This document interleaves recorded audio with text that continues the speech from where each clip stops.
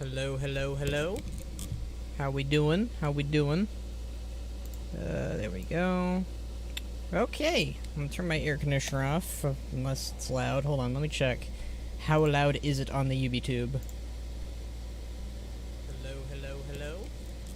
How we doing? How we doing? I can hear the air conditioner, so yeah. Fun stuff. Okay. Today we are doing more of the campaign stuff. Let's just do it. I will do my recording stuff.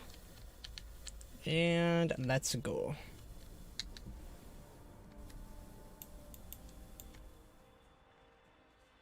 Hello. The Mournblade tore a fragment from Uther's soul. Without it, I fear he may never heal. I have seen a vision of where such vessels are kept, but retrieving it will prove perilous. The jailer keeps his treasures well guarded. Sounds like a fun time to me. Alright, let's go. What's up, my good boy, Phineas?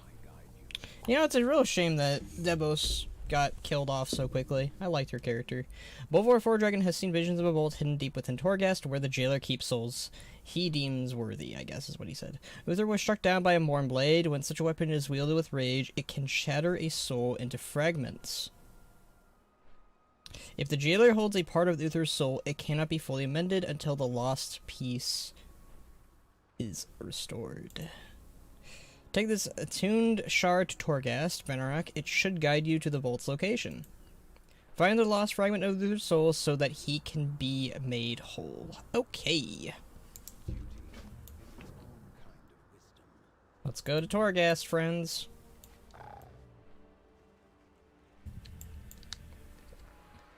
Yeah, this is probably quicker. Ah! I think that,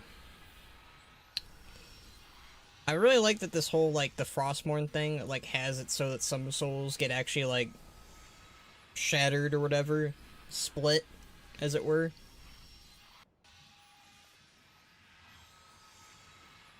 I mean, it definitely explains, like, you know, why, you know, Uther's soul, when it was freed, it went to Azeroth. Meanwhile, another of Uther's soul went to Bastion. It's like, well, how do you explain that? You can't just be like, oh yeah, Uther's soul was just kind of like paying us a visit or something. Like, no. You gotta explain that stuff, and they did, I think, in a pretty, smart way, at least. At least in my opinion. A paladin's soul.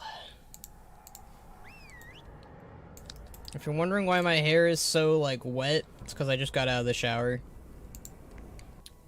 I needed a nice shower.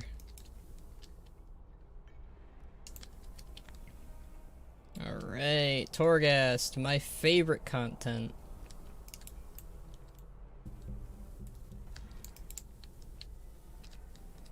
How we doing? Use the attuned shard when infused, blah blah blah. Okay, let's go look for Uther's soul.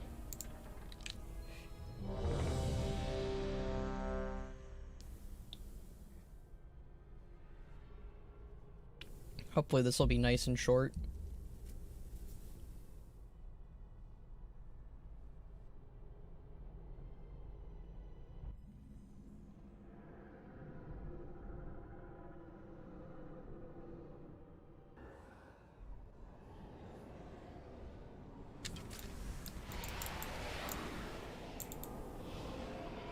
Oh, I like that. Okay.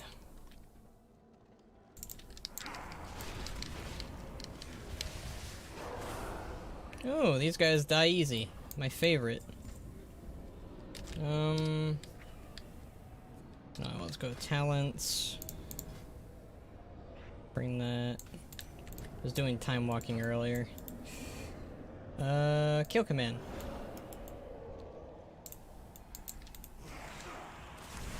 I move my...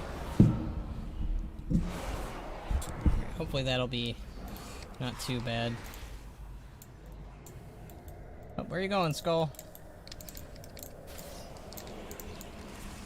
Oh, I'm liking this new Torghast room. Very nice.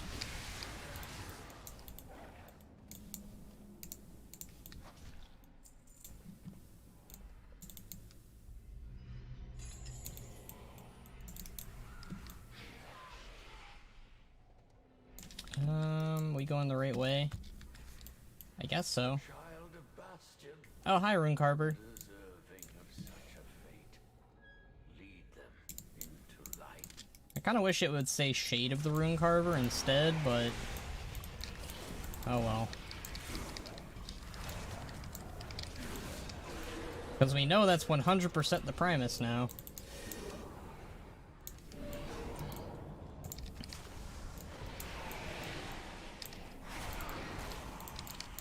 Straight up, we might be too powerful for Torghast, at least on floor 1. Which I like. I love being able to one-shot things. It's my favorite thing to do. In WoW, at least. I'm loving this, the aesthetic of this place. It is an honor. Hey, buddy. Courage. Good old Calyx. I'm guessing we're gonna look for his girlfriend, or soulbind, or whatever it calls it. Floor 1, doll chip floor? Yep. This is the doll chip floor. Hey, Blue. How's it going, my dude? We're just helping out Uther and finding his soul fragment. I wish more Torghast floors legit looked like this with the new stuff. Hey, Zinajari. Whoa, what the hell? Oh, I do not like that. Goddamn tentacle monsters trying to frickin' bring me in their closets. Goddamn. I don't like that. I don't like that at all. No, go away. Oh my god. I did not need that right now. Goddamn spook. God. I had this earlier and I agree this floor looks awesome. Right? I mean, I like it for different reasons, but, you know, I would love to use this for, like, you know, machinima stuff. What's in there? Oh, it's just a dude. That's not too bad.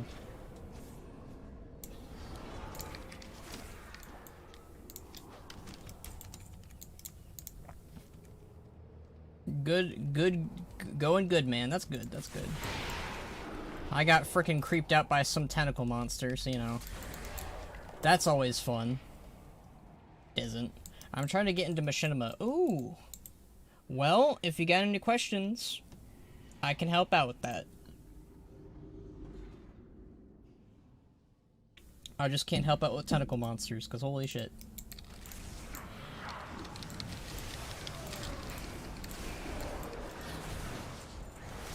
Like, look at this. I'm just one-shotting everything. It's beautiful. I love it. I know, like, my good friend Eva would be like, oh, this is too easy. I want some hard content. But, yeah, no, I like it when things are nice and easy. Oh shit, a Dreadlord. And it's got... oh man, that's a female Dreadlord. Shit.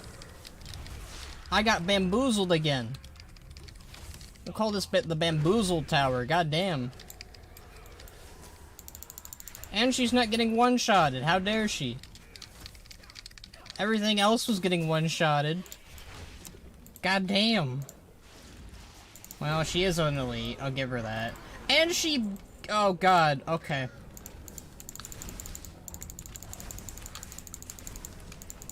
She died and had a bunch of babies. Damn.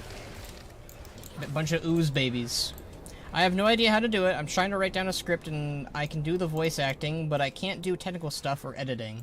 Yeah, see, that's a funny story. Hi, is this the Sylvanas fan stream? No.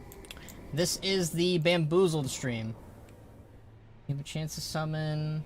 oh, I can summon blood now, too. Ooh. Dealing damage has a chance to spawn Sanguine Glob. Increases your leech? Ooh, in primary stat? Give me that. Think, Skull, think. Why bother with easy content? It isn't logical. Oh, damn. That's a pretty stellar, that's a pretty stellar Evo impression.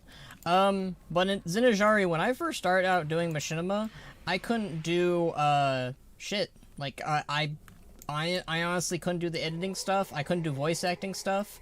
I was, terrible at doing machinima. But, the more I did it, the more better I got at it. And it really helps to, like, have friends who know what they're doing, because they can help you out with, telling you what you need to do. Boxing Jackalope, I think this is the Lightning fan stream. Ooh. Yeah, I like the character Lightning more than Box does. Box just has, like, creepy figurines of the character, so, you know. I'm the true fan, Box is the fake fan. Lightning, Final Fantasy 13 stream, I knew Skull played it! Yeah, I play it more than you, Box. I like it more, and, I'm a bigger fan of it, and I love it more, and, you know what? You know what, Box? Lightning likes chicken. That's why you'll never be the same fan as me, because Lightning likes chicken, and, I like chicken, but you don't like chicken. So, there you go. I can do the voice acting, I just need to figure out the rest. Yeah, I got you. I'm really good with writing. Writing is, like, what I'm really, really good at, I'd say. It's the rest that I was kind of bad at. But I've gotten way better at it the more I did it. So, like, the more you do editing, the more you do good at it. I'm not the biggest fan of editing myself, but, you know, the more you do it, the more good at you'll do. Oh, hey, it's the Garrosh sword, I think. Wait, no, that's not the Garrosh sword. Damn it. I see the Garrosh sword everywhere, but not here.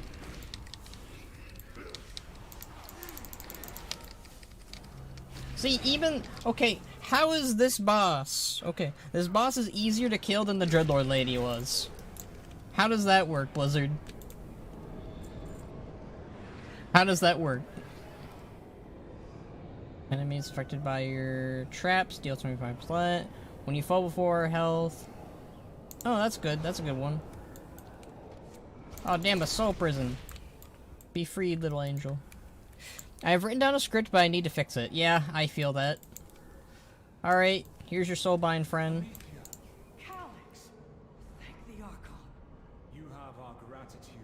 Skull, she was super powerful because she had a doll chip installed. You know what? That doesn't make sense, Blue. Everyone else in this room had a doll chip except her. That's the only explanation.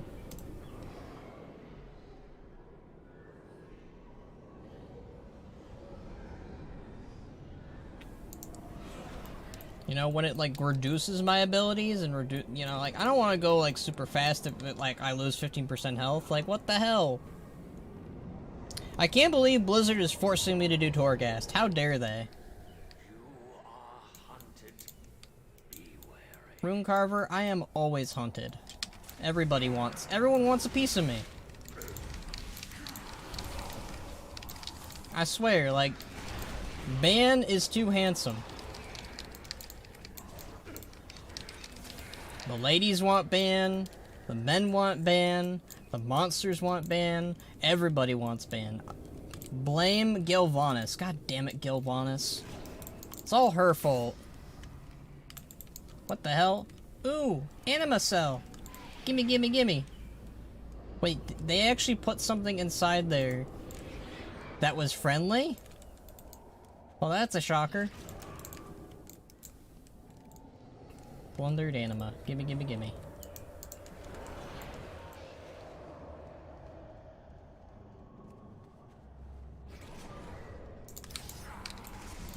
Yep, see. There it is. She's behind the future Murloc uprising. You know what? Yeah. I can see it. That's the next expansion. Mists of Murlocia, finally. I've been waiting for a long time for that expansion to finally drop, and, finally we're gonna get it. Like, forget about the Dragon Isles. Who needs that when you got Mists of Murlocia? Led by, Gilvanis. Oh, what the hell are these these things look like from Kung Fu Panda. Legit. They look like the spinning thingies. They're easy, very easy to maneuver around, though. I'll say that much. Like, Jailer, what you need to do is you need to fill up the gaps in between them. Like, come on. You're stupid, Jailer. Oh, whoa, whoa, whoa, whoa. Okay, I get it. Still, I got past those pretty easily. Like, come on. She's behind the future Murloc Uprising and Finduin. Finduin? Finduin's a good Murloc. I will not, accept anything else. What the hell is this thing? I should try and find whoever is missing this armor. Oh, someone's missing some armor. Does that mean they're naked? Alright, I gotta find some naked people. That's what he wants you to think. No, no, no, Finduin is a decent Murloc. I won't accept this heresy. Alright, this rat thing is... Stop attacking Skull, you rude little thing. God damn. Oh shit! It gave birth! Like, can you imagine just like... The jailer just like, alright. So the jailer is just like, he sits down all of his soldiers, right? And he's just like, alright, some of you guys are gonna stay outside of these, like, coffin thingies, while the rest of you are going to, you know, not. And, like, they're just, like, told, like, oh, boss, what are we supposed to do inside these things? Oh, just wait for somebody to, run by and, attack them. And it's like, well, what if it's one of our own soldiers? And it's like, it's fine, don't worry about it. Like, I'm sorry, jailer, but, like, the jailer has some of the most, like, weird ideas of what, like, to, like, attack someone. Like, oh boy, look at that. Just, like, does he just, like, tell people not to stand in front of them? That's the only explanation I can think of. Hey, caught you alive doing the Uther quest line. Yes, yes, yes. And we're complaining about how the jailer makes no sense with his weird machination plans or whatever. Oh, what the hell? See, that's another thing. He's, like, telling, like, a dude like that, frickin' Slenderman over here, to, like, wait inside as a thing. Like, it's literally specific. Like, you need to, like, click on it for him to come out. Like, it's not even like these things where I run by them. Like, jailer, what are you doing, man? You have all these good ideas, and yet you don't do them. Or you don't do them right, I should say. Like, it's very specific what he wants people to do. Like, no wonder Sylvanas was just like, I'm not gonna serve this guy. I mean, she was serving him for, like, up until this point, but, like, him being the ruler of the universe, this guy's a dumb butt. Like, goddamn. Let me just... Yeah, yes, I get it, Rune Carver. I'm always hunted. People are always hunting me. I'm very handsome. It happens, okay? But the jailer ruling the universe is like putting the most, like, stupid guy that's bald in charge of the entire universe. When he's got plans like this that involve very specific scenarios, like if somebody runs by, pop out of the coffin, or turn yourself into a floating orb for the rest of your days until somebody clicks on you. Like, that sounds like a punishment more than a surprise sneak attack. Like, she didn't want to play volleyball and serve. Yeah, you know, I'm not really the biggest sports fan either.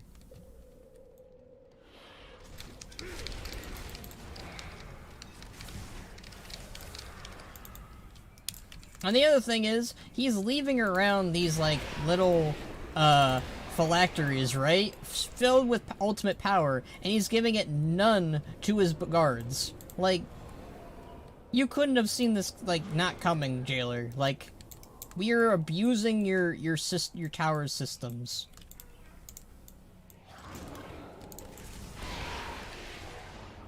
This is the mall, after all. Even the bad guys suffer. Apparently.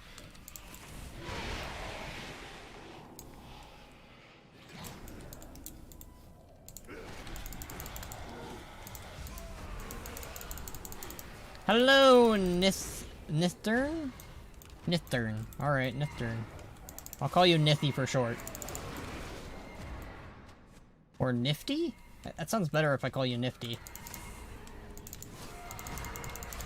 It's just as bad as saying no one escapes the maw. Oh, yeah. No one escapes the maw, alright.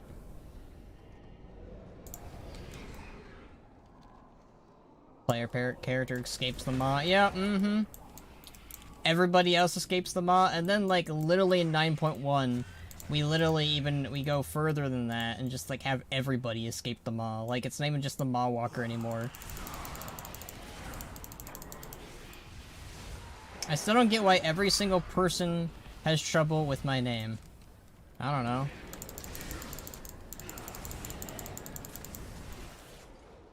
I suspect it has. Its pronunciation is really hard. I feel that a lot.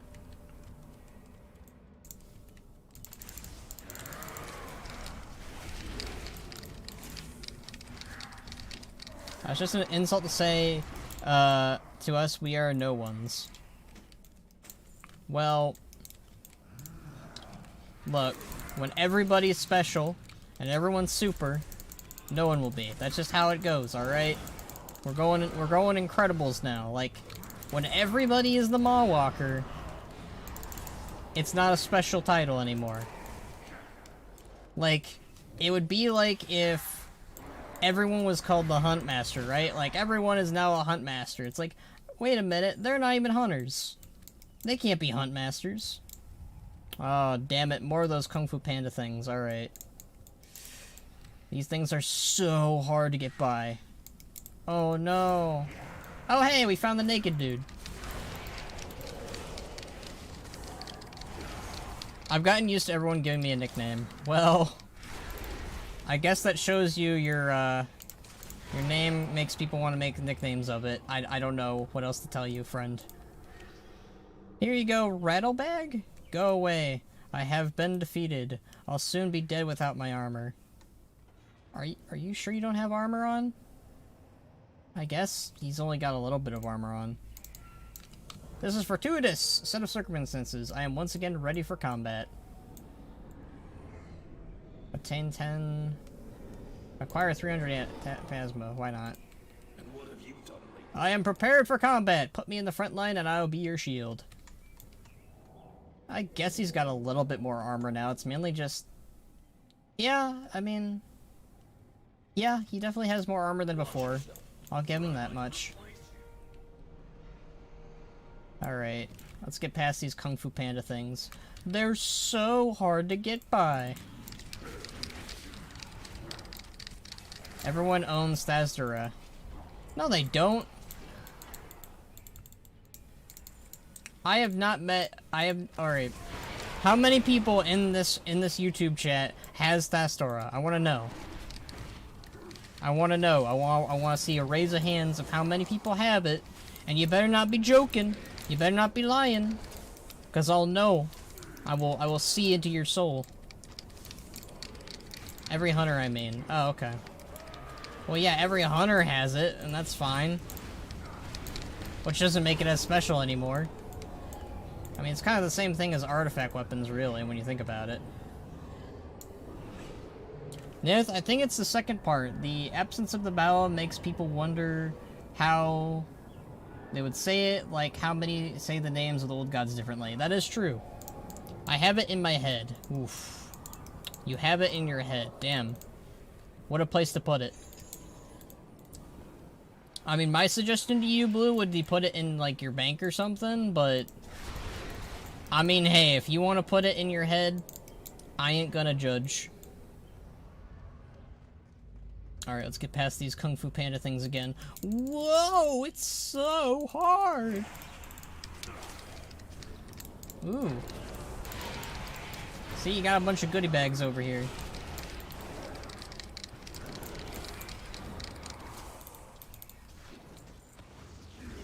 Like, he should have, like, multiple things of these spinning and leave maybe, like, a small gap in between there. Like, come on, Jailer. You have ideas, you're just doing them wrong. I swear the Jailer was just like, yes, they will fall for this trickery. That or somebody else, like... you know what? We need to figure out who's coming up with these traps to the jailer. It might not even be the jailer who's coming up with them, because I swear, whoever is, they ain't doing their job right.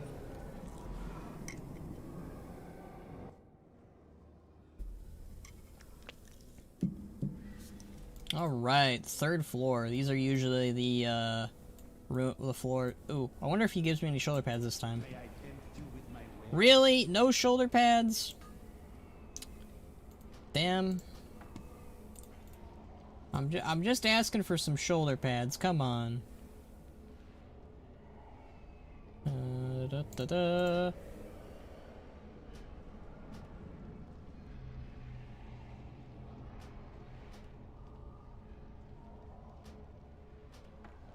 Alright. Give me some of those juicy abilities. When your pet. Ooh, Marat. Yeah, I want those instantly killed. They're annoying. There we go.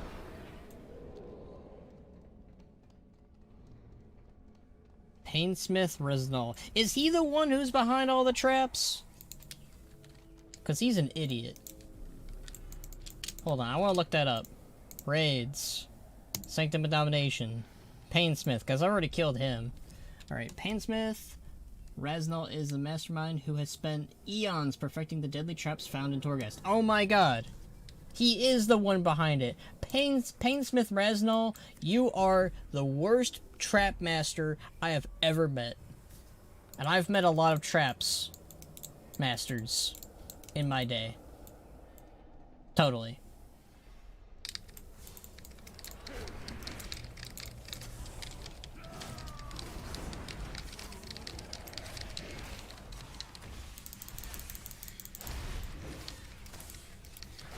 I killed him Tuesday. I killed him Sunday? I've killed him before, though. Like, it was a Wednesday. Like, it was like a couple Wednesdays ago. Evo Trap? His rage will consume us all. Who? Portal to the souls. Alright. Let's go grab some souls.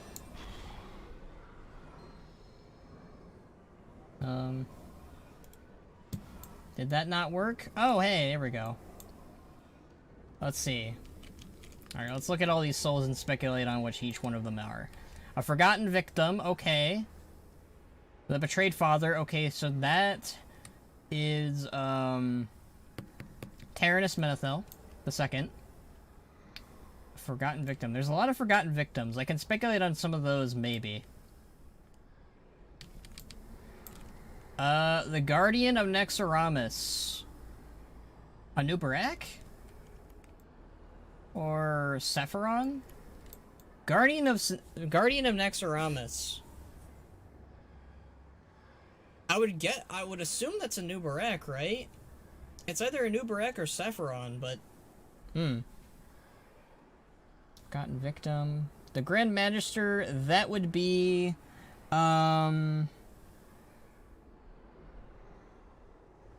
Antonidas. The Blood Queen, that's Blood Queen Lenethel. More forgotten victims. So I think one of these is Sylvanas. And the other might be, the other one might be... I know King Anasterion is one of these as well. Wouldn't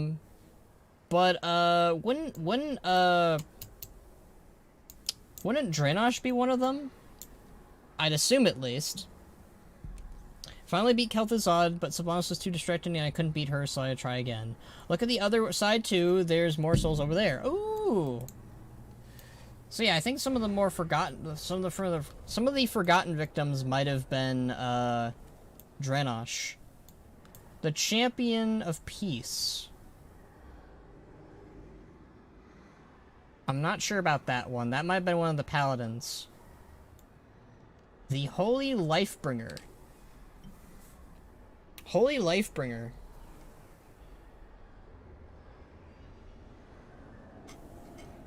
I'm not sure about that one either. Forgotten Victim, Forgotten Victim. The Golden King, that's Anasterion. Forgotten Victim. Archmage Mentor. Oh, Antonitus. So who was the Magister then? The Magister might have been,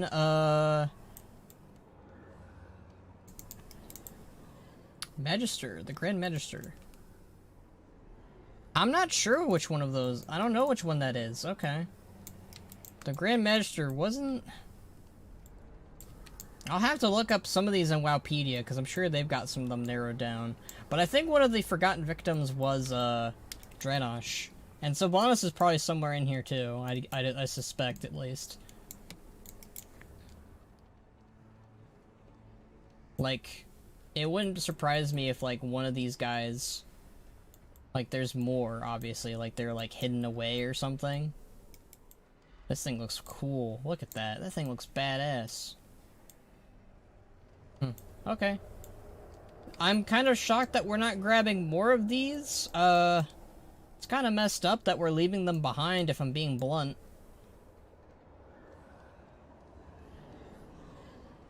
Do we just take this back? No, I guess not. I guess we go take this portal.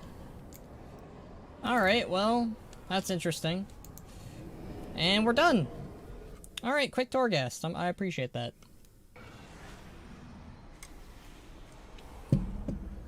I just am not sure which some of those souls were.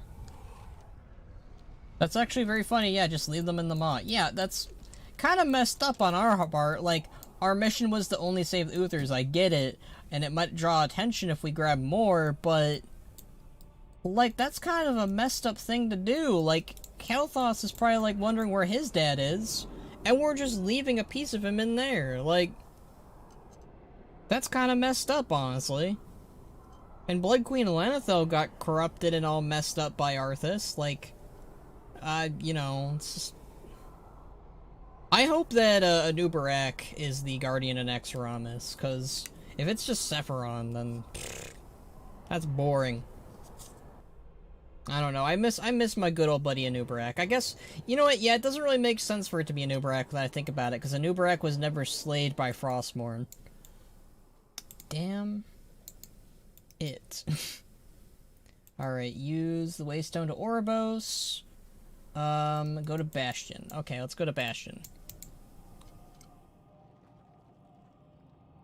Go into Bastion. Home of the Kyrian. Eh.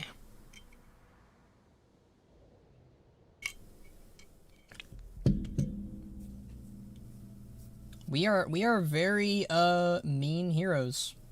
Just leaving souls behind. How rude.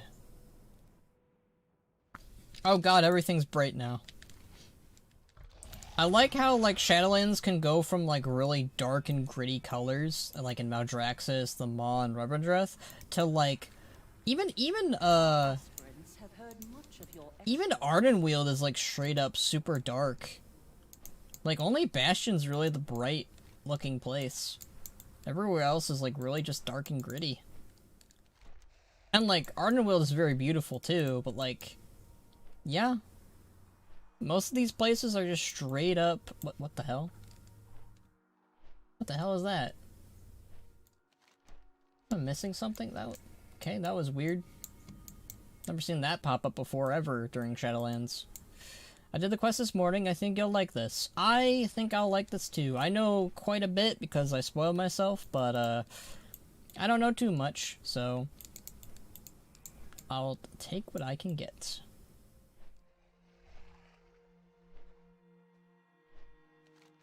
This is a long fly. Bastion is pretty... Yeah, Bastion's... With all of my hindrances and dislikes for Shadowlands, to an extent, the art team always pulls, you know, a really good... You know, the art team is just really good when it comes to Warcraft. Always give them kudos, always give them props. And the music team. I mean, I guess the music team is kind of included in there, but yeah.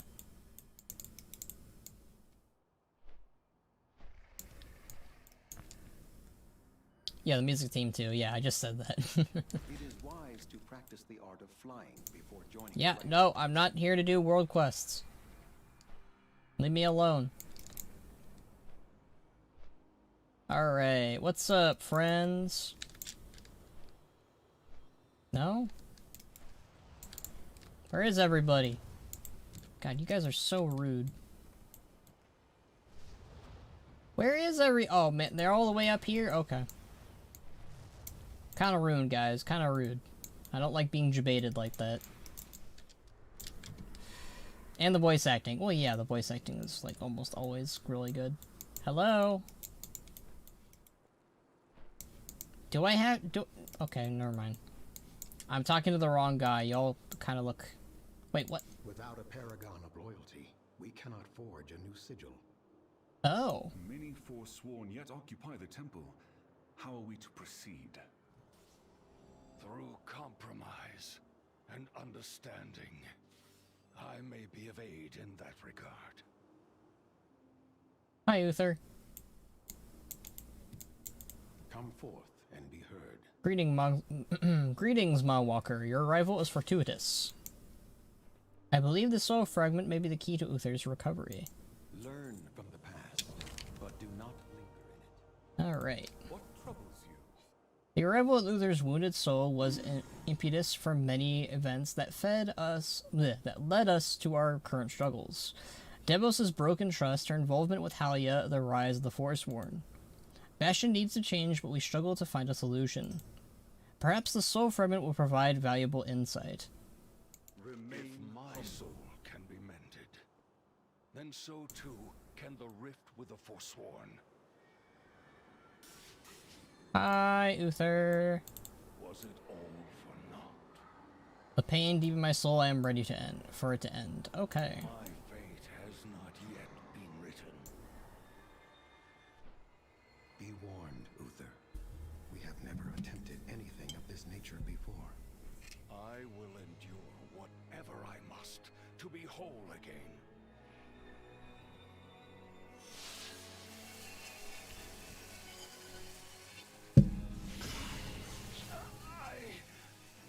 I cannot. The shard! It is too much! He is being overwhelmed! We must help him. Friends, aid me. Yeah. Oh, I'm helping out too. Uther, hold strong. Allow your memories to flow through you.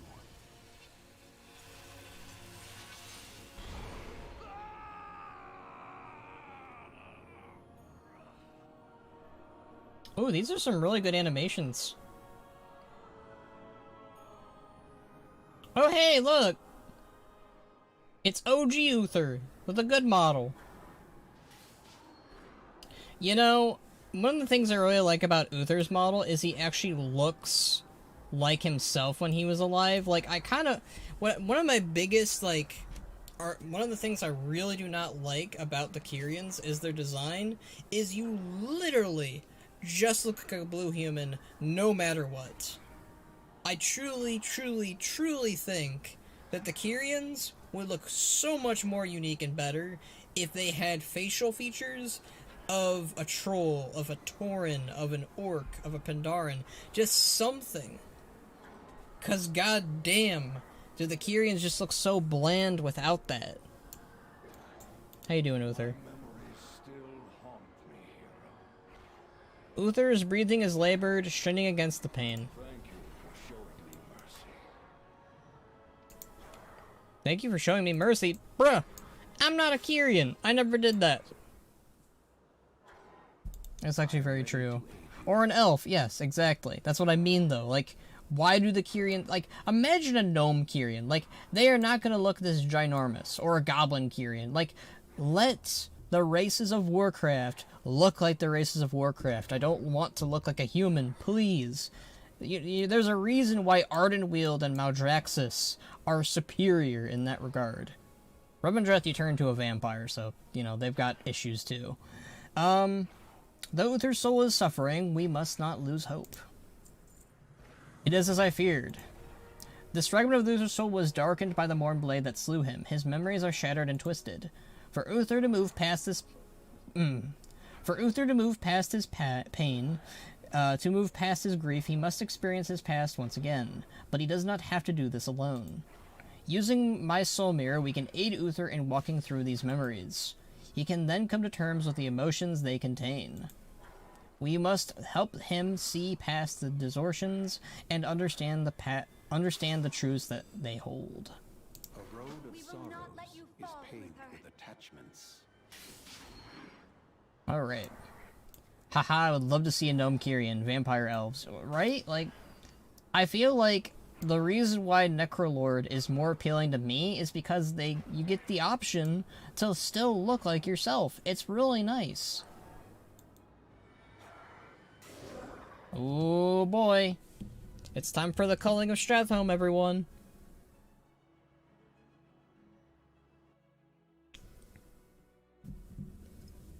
This is Look at that model. Princess Chapel in Stratholme. The day I became the first of the Paladins. Take your spot so that we may begin. Oh hey, it's Lorthamar's voice actor. Look at this model though. It's almost as good as the Thrall model. Oh, and he got his own unique hammer. That is a really nice hammer.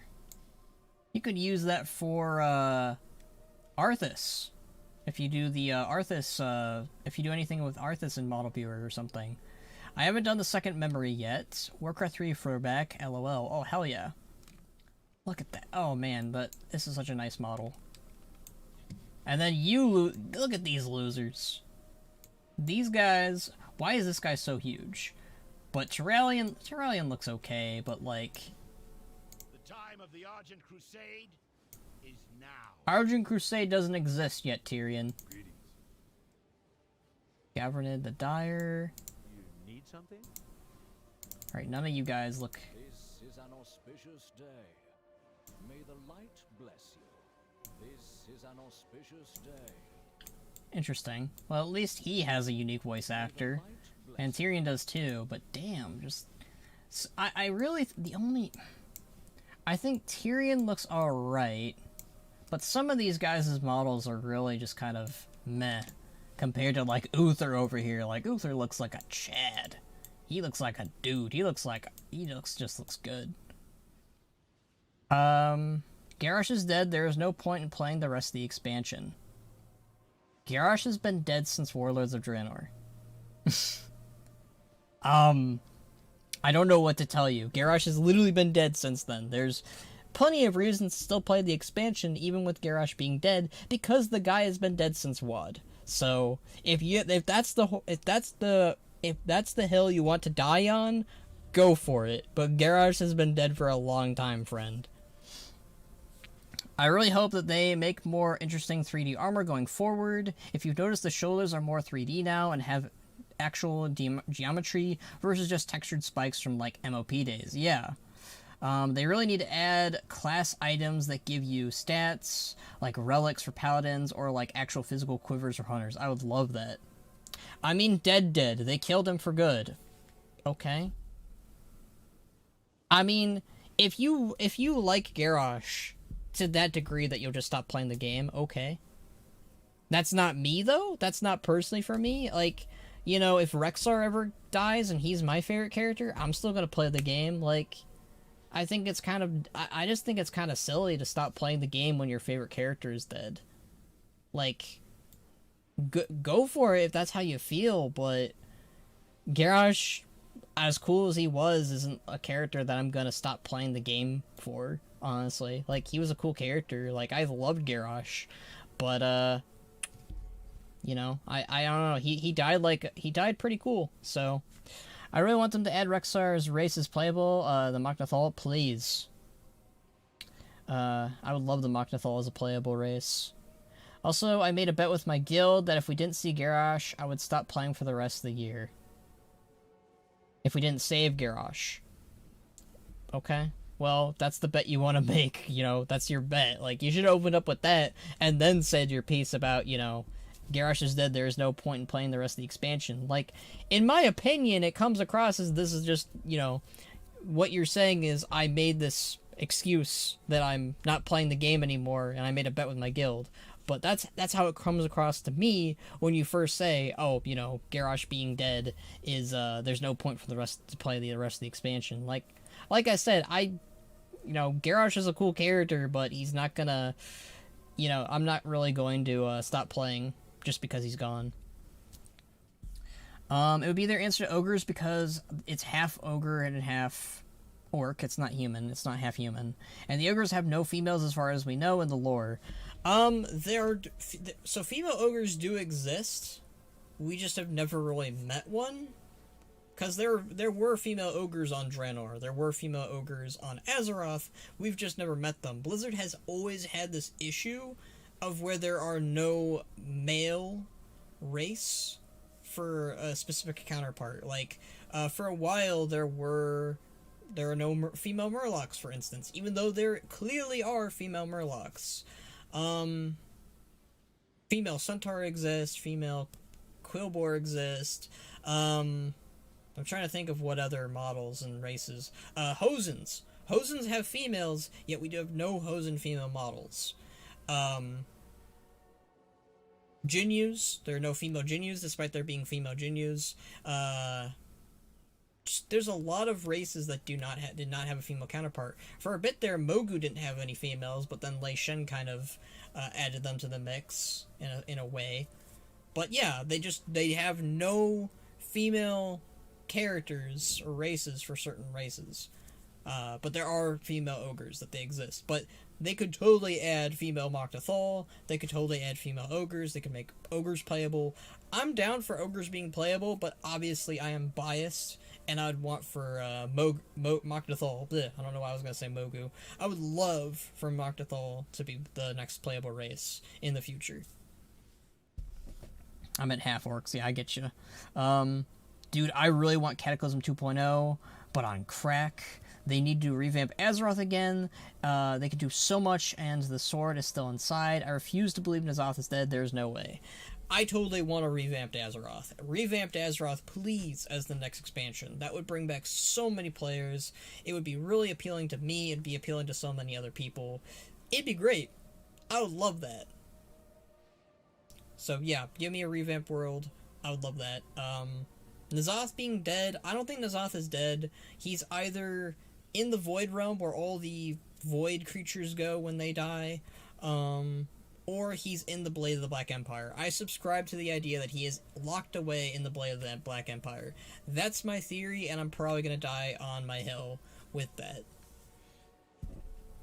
The story going is sadly seems like Nathrezim is the next big threat, and the Light expansion. I don't know. That's the thing. Like, they could honestly save the Dreadlords for next expansion or the next patch or whatever. I would prefer if the Dreadlords are dealt with in Shadowlands, but I'd also prefer them just being dealt with in a future expansion. Not the next expansion, but a future expansion. And as for the Light, no clarity on that. There's foreshadowing that the Light is going to be a threat at some point in Shadowlands, but it's not as concrete as, say, the Shadowlands being the next place. Because they did a pretty decent foreshadowing with Vol'jin's questline dealing with the Shadowlands in BFA. So I wouldn't bet on the Light being the next expansion, but it is a possibility, just as the Dreadlords is a possibility.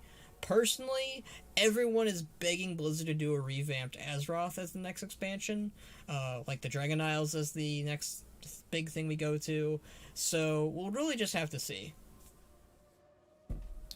Yes, but I mean, Mal'Ganis showed up last week. Yes, I know. I'm saying the Dreadlords are definitely a big thing right now in the Shadowlands, which makes sense because they are creations of Denathrius. Denathrius and the Dreadlords escape, but we have no idea where they escape to, and that could either be they could be working with Zovol. They could be, his next characters that he's using to defend himself with. We really don't know. That's the thing. Like, Zovol just takes Anduin with him to whatever portal that was, and that portal could have just been his original realm that he was in charge of, like Taliesin speculated on. It could be Nethreza, the planet that the Dreadlords hail from, or rather were in control of, and then Illidan destroyed it. Or it could be the Sepulchre of Knowledge. And with all that in mind, Zovol probably does need forces to obtain the Sepulchre of Knowledge, because you know how raids work. He's going to need something to help fight for him. So that could easily be the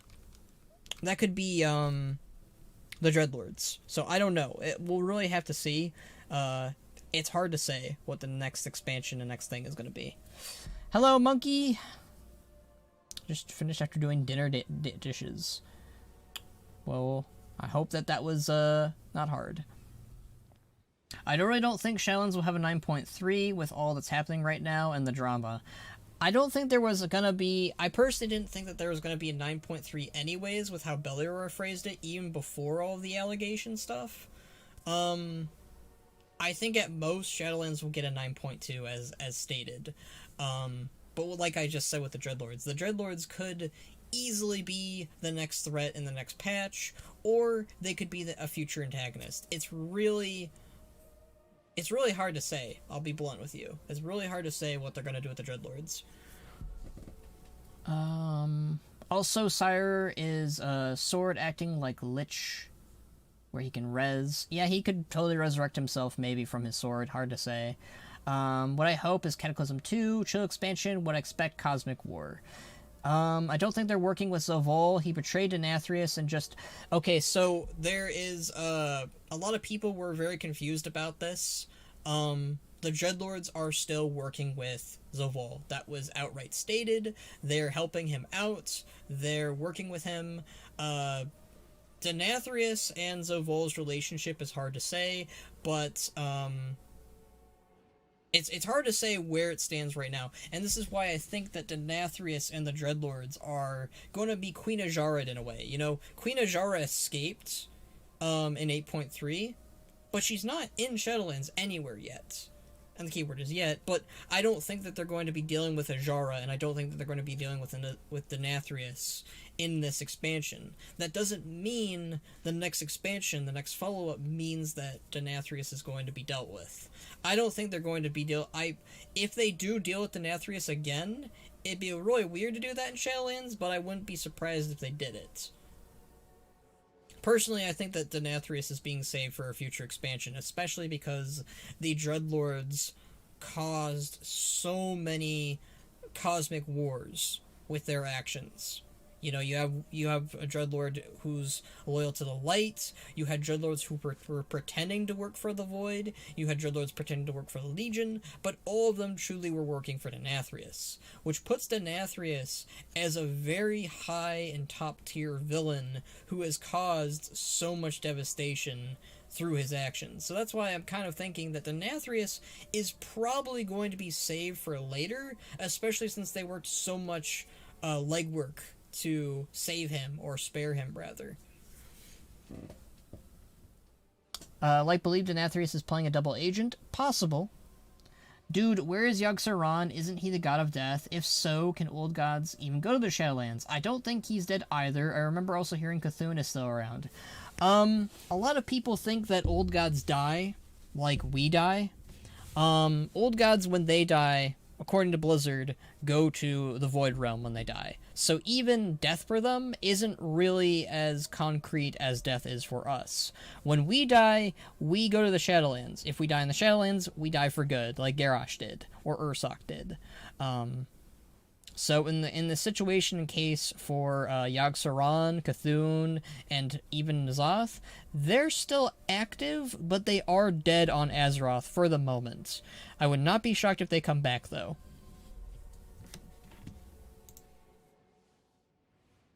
Also, when the F are we going to get rid of the sword from Azeroth? They can't be there forever, it makes no sense. The Sword of Sargeras, I assume, will be dealt with in Shadowlands, maybe. They did say that they really wanted to cover that plot line, so maybe that'll be something that they do. It might be something that they save for the next expansion, though, because I assume... Because the goal, in my mind, the goal for BFA should have been removing that sword. That should have been the end game, the end goal for the expansion, but they chose not to do that, so my guess is the Sword of Sargeras is something that they plan on us to deal with at some point. Anyways, I'm going to do this quest. I've been sitting on my ass from doing it for over 10 minutes. In its grace, our brother will be born anew. Uther, do you vow to uphold the tenets of the Holy Light? I do. I like this music. What are these tenets? The three virtues. Respect, tenacity, and then And then... compassion. Seeing beyond our differences. Understanding our similarities. Feeling for those who suffer. Even if...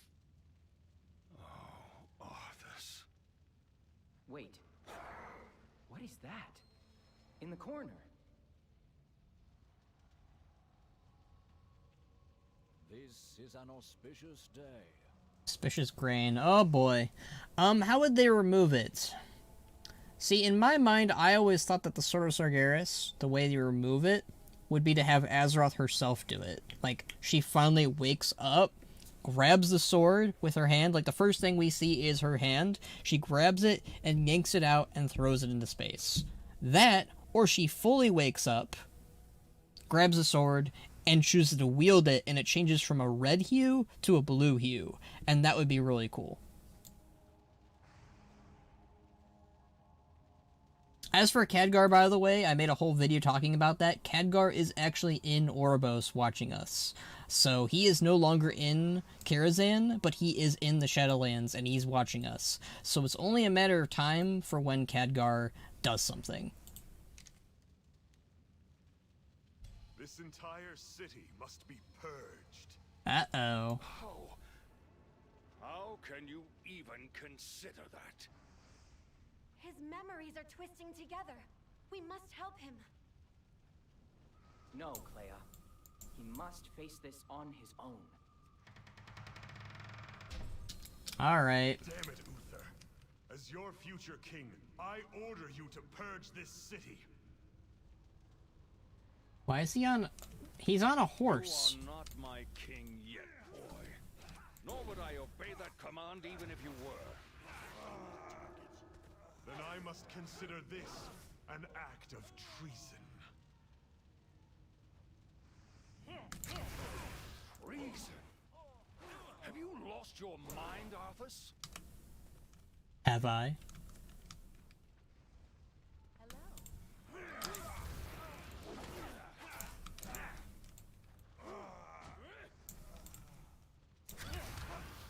Man, he didn't even say have I. That's like the best part. Or one of the best parts, I should say. Imagine Khadgar as a Dreadlord, I will laugh at that shitty writing. I don't think that they would do that. That'd be stupid. He even fought a Dreadlord in that one cinematic. Like, come on. That would be stupid. No. No. Where in Oribos? It's a secret. It's at the 2nd level, and he is in the form of a raven, and it's listed as Kirin Tor as his faction.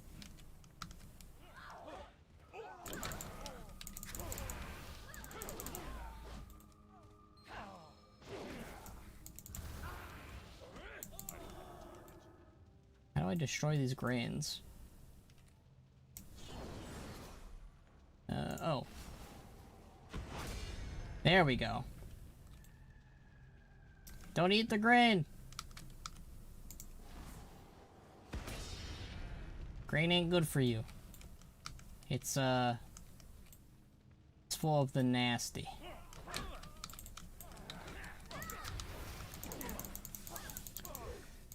Let's see. I wanna read the chat, but I'm busy doing the quest.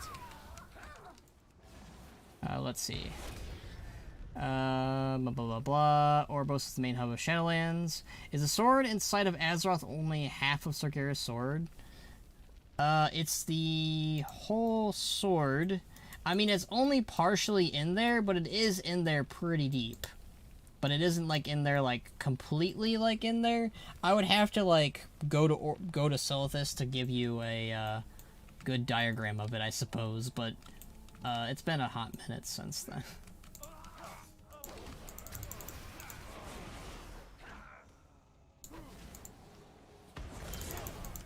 Khadgar only going to be hello there, meme for Shadowlands. Only a matter of time before they deal with his magic ball following us. Not want it to? Okay. Really having struggles, reading that again. Sorry, monkey. No, it's the entire thing, except it's... Magic corruption has been removed. Yes, the magic corruption was removed by our artifact weapons. Look what they did with Sylvanas, dude. I think it's pretty dumb.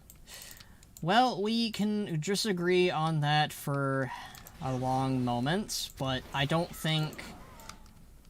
The stuff with Sylvanas was always going to be complicated no matter what.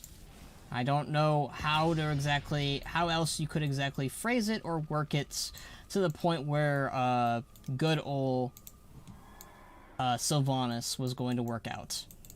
Honestly. Like, you have one fan base that wants her dead, one fan base that wants her to live, and probably a middle fan base that just wants her to go away. So, with all of those and that's just the tip of the iceberg, really. Like, there's so many of what you could do with Sylvanas as a whole. I agree with Akalon's thing, where he basically said that Sylvanas, essentially, what Blizzard did was they wanted to do something cool with her in every expansion. Legion, they wanted her to be War Chief. BFA, they wanted her to torch Teldrassil. Shadowlands, they wanted her to be a sympathetic villain who is ashamed of what she's slowly becoming. It's a complicated mess. Like, I honestly think that the beauty of Garrosh was that they had a character who stuck with one thing up until the very end. And for some people, they love that. With Sylvanas, I think it's because she's such a complicated character that you can't just do that. Especially when Sylvanas' character, up until Wrath, was, I want vengeance for myself. I want to get back at I want to get back at Arthas, and I want him dead. Arthas was killed, she wasn't there for it, and she, ended herself. And then she came back. It's a matter of, okay, what do you do with her character then? In Cataclysm, it was, she wants to live. She wants to be immortal, she doesn't want to die, she doesn't want to go back to the Maw, and she wants to give the Forsaken back their land, essentially. Then, you know, that kept and stuck up until WoD and Legion. Actually, that stuck until Legion. Like, that was Sylvanas' goal until Legion, and BFA kind of changed all that. But in terms of, like, other characters like Khadgar, I don't think that they're going to make him a Dreadlord all of a sudden just to make the plot more interesting. One, that wouldn't make the plot more interesting, and two, that would be stupid. As you pointed out, that would be purely stupid. It doesn't make sense. At the very least, the stuff with Sylvanas, I can grab at the straw of sensitivity that they gave us with it. Like, I can understand how we got there with her. With Khadgar being a Dreadlord, that would be nonsensical and stupid to the point of so much disbelievity. It doesn't add up in my brain. It literally makes me shake with frustration of even the concept of Khadgar suddenly being a Dreadlord. It'd be so stupid, and it doesn't add up. At least with Sylvanas, I can understand how we got there. Something about there being a second half of Sargeras' sword. Oh, okay. Second half of Sargeras' sword. Originally, this is old Warcraft lore. I don't think this is canon anymore. Originally, Agramar and Sargeras, I think it was Sargeras. Sargeras had the whole sword, and he split it off and gave the rest of it to Agramar. And that would be Teshalak. So at one point, the sword of Sargeras had Agramar's sword a part of it, but Sargeras split it off and gave it to Agramar. I don't think that's canon anymore, but yeah. And I think Sargeras' sword is called Gorabol. At some point, be reunited with the other half with Azeroth. Maybe Agramar is the key to how. Maybe Agramar could be the key to removing Sargeras' sword. That would be kind of cool. Well, how did she not understand to begin with that she was manipulated the entire time by the jailer. That's what pisses me off. So, the stuff with Zoval is very confusing and very conflicting, because the jailer was the creator of the Lich King. In a lot of ways, the jailer is the reason behind why Sylvanas is who she is today. And I do think that Zoval, and this will probably be explained in the Sylvanas book, and that's another issue with the Warcraft lore in general. A lot of the chunky and good lore bits are always in books, and I think we're going to get an explanation on why Sylvanas chose to throw her lot with Zoval. But my theory on why she did what she did was Zoval truly did come across as a decent leader or a sympathetic character to Sylvanas. You know, I wonder if it's that. The other thing that some people point out is it's because of the fact that Sylvanas was a split soul like Uther is. The fact that Zoval had a piece of Sylvanas, some people theorize that that Zoval was able to puppeteer and twist her to his will, to the point where Sylvanas worked with Zoval either willingly or unwillingly. And that's again, it's such a confusing mess. That's the main issue here. We need explanations. We need reasons on why she worked with Zoval. Because Sylvanas preaches that, you know, the lie that Zoval told her, that Zoval is going to make reality and what she wants. But that's not the case. Zoval straight up tells her the truth right then and there, that it was never about making the reality that she wants. It's about making the reality that he wants.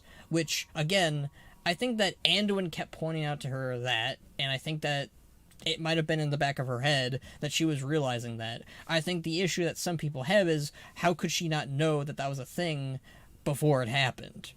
And that's where all these questions lie in. I agree with you, it's confusing, and it sucks that isn't explained to us.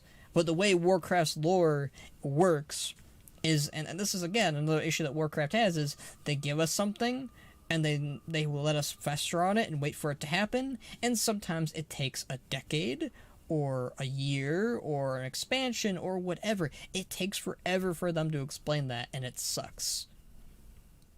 I'm not here to defend the writing of Sylvanas. I'm just trying to explain it the best I can. Do I think that the writing of Sylvanas is subpar? Probably.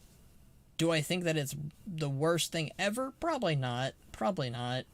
I think a lot of the people who are upset with the Sylvanas writing are justified in their frustrations with it. Personally, I'm just tired of her in general, and I just kind of want her story to conclude. I was once a Sylvanas fan, but not really anymore. Alright, let me catch up to chat. By you ranting about the Khadgar not being a Dreadlord, Blizzard will make it canon as a surprise. Fuck that. Fuck that, Blue. I am super upset how fast the story moved in BFA. So many things all at once, and Nyalotha being the final raid was disappointing. I wanted dedicated Black Empire expansion. They did Old Gods so dirty. I honestly think that Shadowlands should have been the expansion after Black Empire. I think that after BFA, we should have gotten a Black Empire expansion, so I am right there with you, gaming instincts. I really hope that there is more to them in the future and that they give a dedicated expansion. I agree. And I think it's going to happen. I just don't think it's going to happen with N'Zoth, sadly.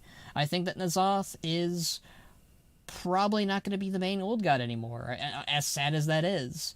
Could he come back? Yes. I think N'Zoth will definitely come back. But I think that the main Old God that they're going to probably be rolling with going forward is Xel'atath.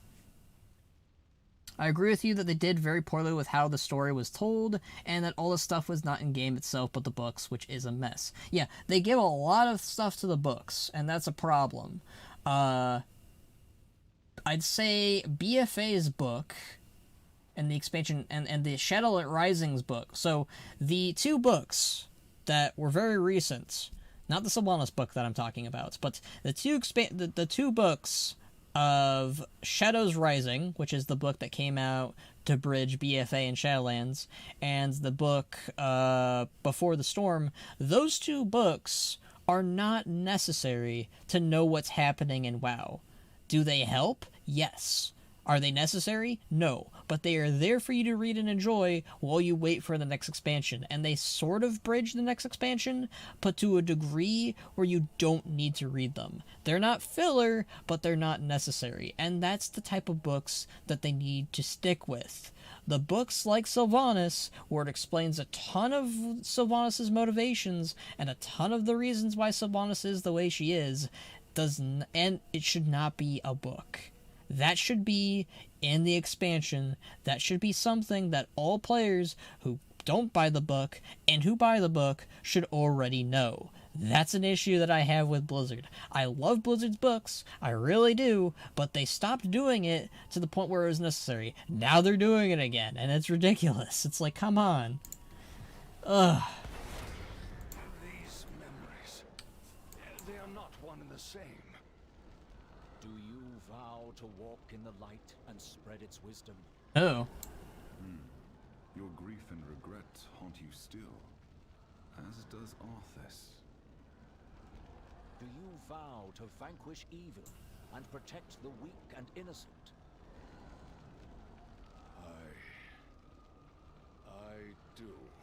Arise, Uther, as a paladin of Lordaeron, first of the Order of the Silver Hand. How are you liking this questline? I'm loving it. Unfortunately, it's getting disrupted by my rants. Oh, man. Blizzard, make up minds on books for everyone so people not go insane, especially Skull here. I'm perfectly sane. I understand the frustrations of the players because it's something that I have to cover, and I constantly get, man, all this lore stuff that Blizzard's covering, and you're simping when you buy these books. I love these books. No, fuck off.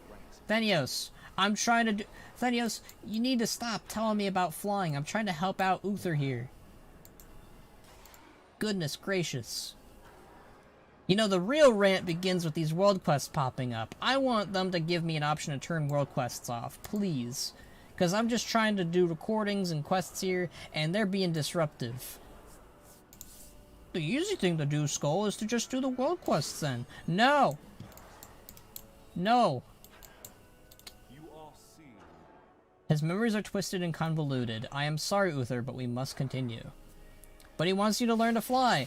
I don't need to fly. I'm not even a part of Bastion. We all serve a greater good. Uther's memories of his prince Arthas haunt him deeply. He is the reason Uther's soul was fragmented, why Delos fell the way that she did. The pain in these memories is palpable. We have to dig deeper. Uther must face the source of this darkness. Once again, you need to enter his past to protect his future. Okay. We are here for you, Uther. Do not despair. Light. Arthas. What have I done? What have I done? Alright, Anakin, calm down. Alright, let's go to another memory. Whee!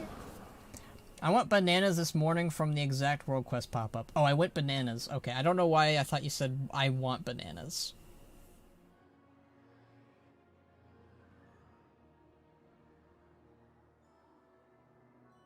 Apparently I would not be surprised if me ranting about Blizzard and their books gets clipped, and if it gets, like, tossed around all over the place.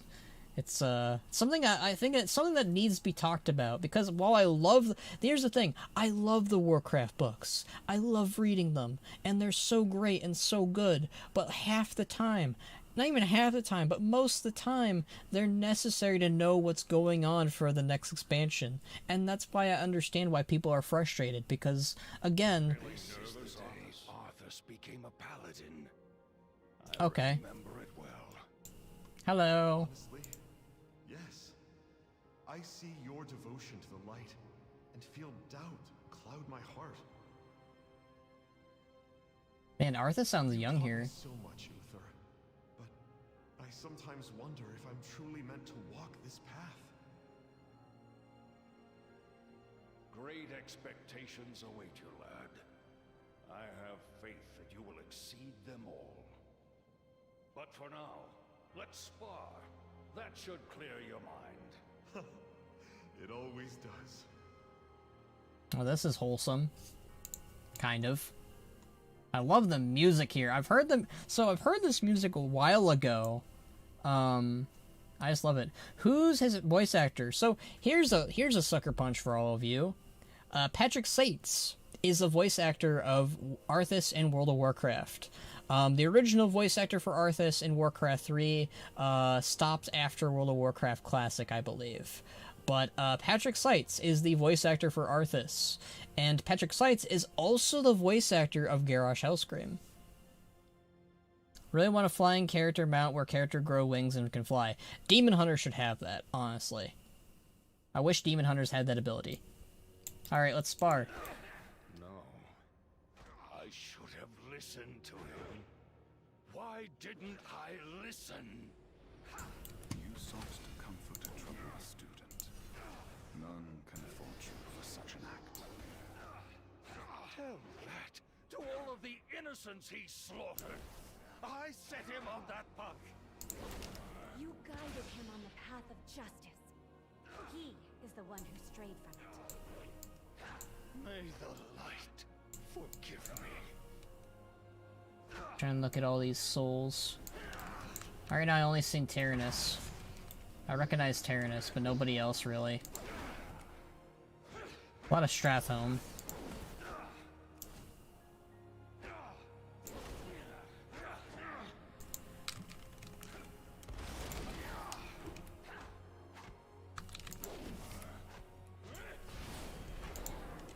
Oof. All the ghosts are coming for him. Shit. Holy shit, Skull, never thought that I needed it. Blizzard, get on this. Right? I've made a tweet about it before. I love... wise to practice the art of flying before joining the ranks of the Ascended.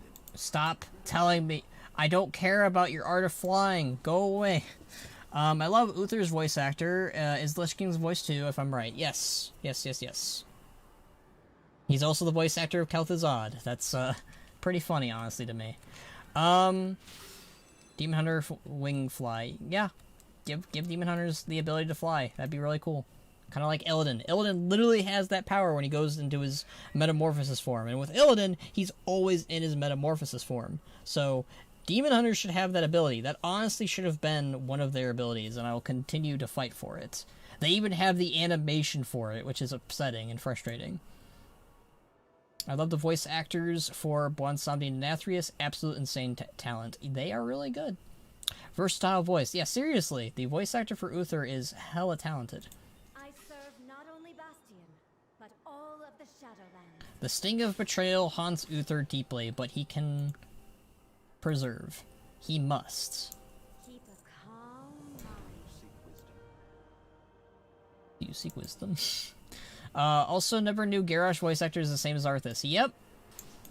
Patty Messins is awesome too. All of the voice actors in Warcraft are really good, honestly. There is much for me to consider. Please, Benrak, I am not finished. There is one more memory that I must see. One more that I must face. It will not be easy. I will need support from all of you. But it must be done. The Forsworn must be stopped. It does. Perhaps it always will. Spine White love Garrosh voice has deep Lich King. Helm was cool echo. So here's the thing, Monkey. When I say that Arthas and Patrick Seitz have the same voice actor, I'm talking about human Arthas. The Lich King is voiced by the same person who does Uther and Kel'Thuzad. So when Arthas is wearing the helm on his head, that is the same voice actor as Uther. But when the helm is off, that's Patrick Seitz, the same voice actor of Garrosh. And as for, like, the effects on Lich King's voice, that is, you know, sound editing. You know, you add reverb, you add effects, you add a pitch to make him sound deeper. Lots of voice acting fun. As somebody who does machinimas in a lot of videos, that's a lot of the, like, little intricacies that's going on when you're, hearing a voice in a video game or a TV show. Or anywhere, really. It happens in movies, it happens in video games, it happens everywhere. It's really cool though. It's nice stuff to know before you you know, you do anything with voice acting stuff. I actually changed the pitch of Bannerak's voice that Arthur does. I'm not the voice actor of Bannerak on my channel. Arthur is, and I actually changed the pitch of Bannerak's voice down a wee bit to give him more of an orc voice. How do you like Kale's voice actor? He did Erelon too. Oh, Enderhole. This is the moment of your death, isn't it? Damn. He came for the urn. The one that held the ashes of the father he slew. As for Kale's voice actor, I like his new one, but I'll be blunt with you, I liked his older one more, but then again, that's like a decade of dealing with his voice.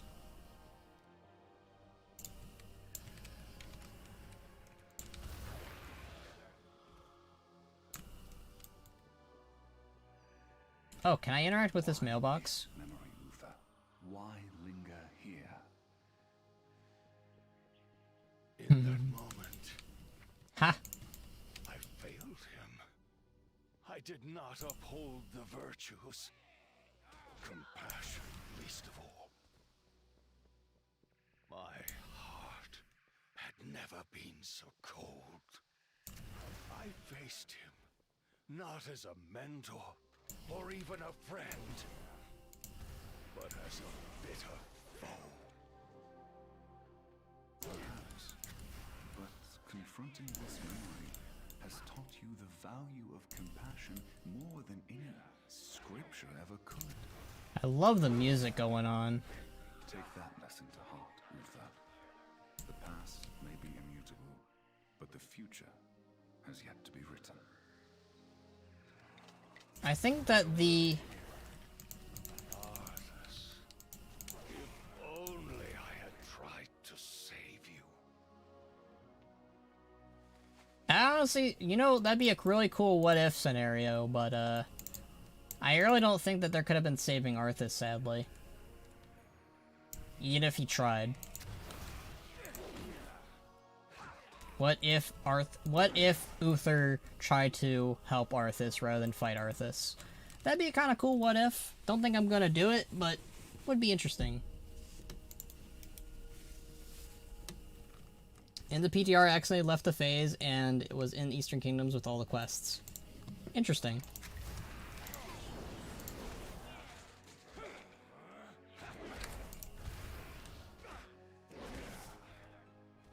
I know a lot of people complained about the fact that Anderhall doesn't look any different, and yeah, I wish that they did something with the phasing here to make it look a little bit more unique, but and I killed Arthas by accident. Yeah, I heard that some people were able to kill Arthas.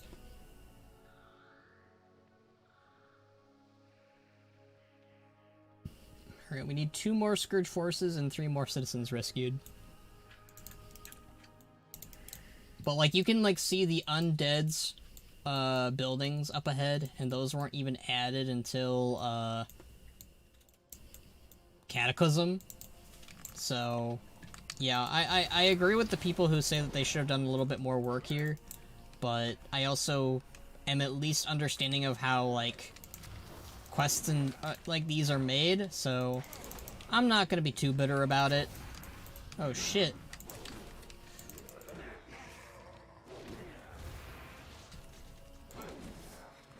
You can see the Forsaken banners. Yep. I think an easy fix could you just remove the Forsaken banners, right? And just add Scourge banners in their stead, and I honestly think I could forgive that a little bit more. But it is what it is.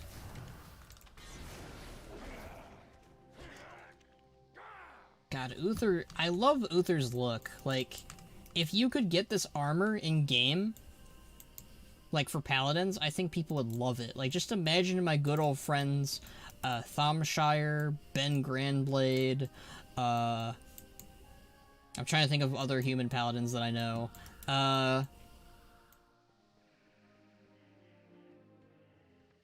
Captain Grimm. Conj, Can I help you? you know, all the cool, really human paladins. Imagine if they could get this as an armor, but like you could swap out the blue with like green, red, yellow, black. You know, like how cool would that be? And you could even keep the blue. Like this would be an awesome tier set.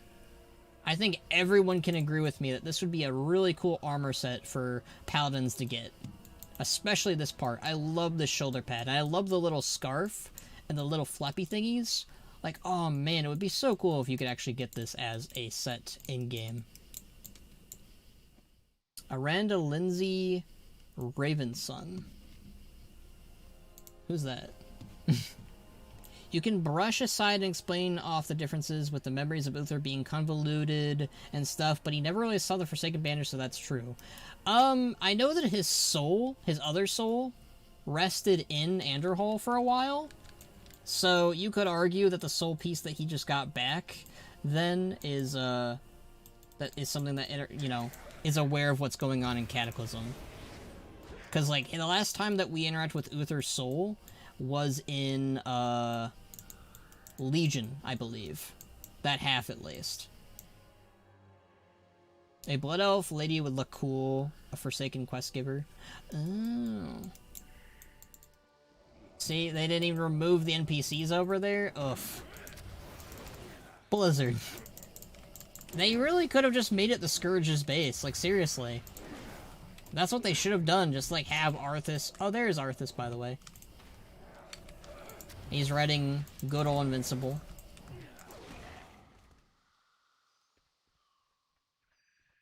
Alright, there's some more citizens over here. But yeah, you know, like, this would be a really cool Paladin set.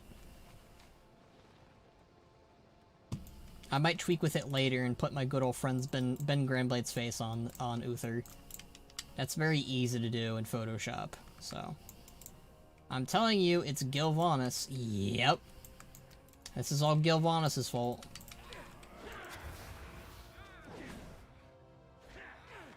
I love the new Scourge models, by the way. I'm kind of sad they didn't really do anything crazy with them in Shadowlands.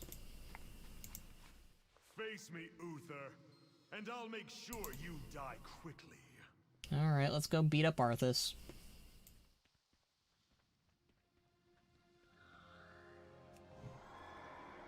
Hi, Arthas.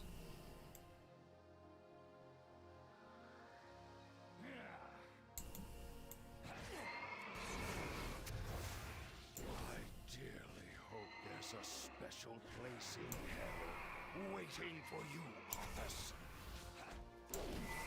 No! I spoke in anger. We may never know. I intend to live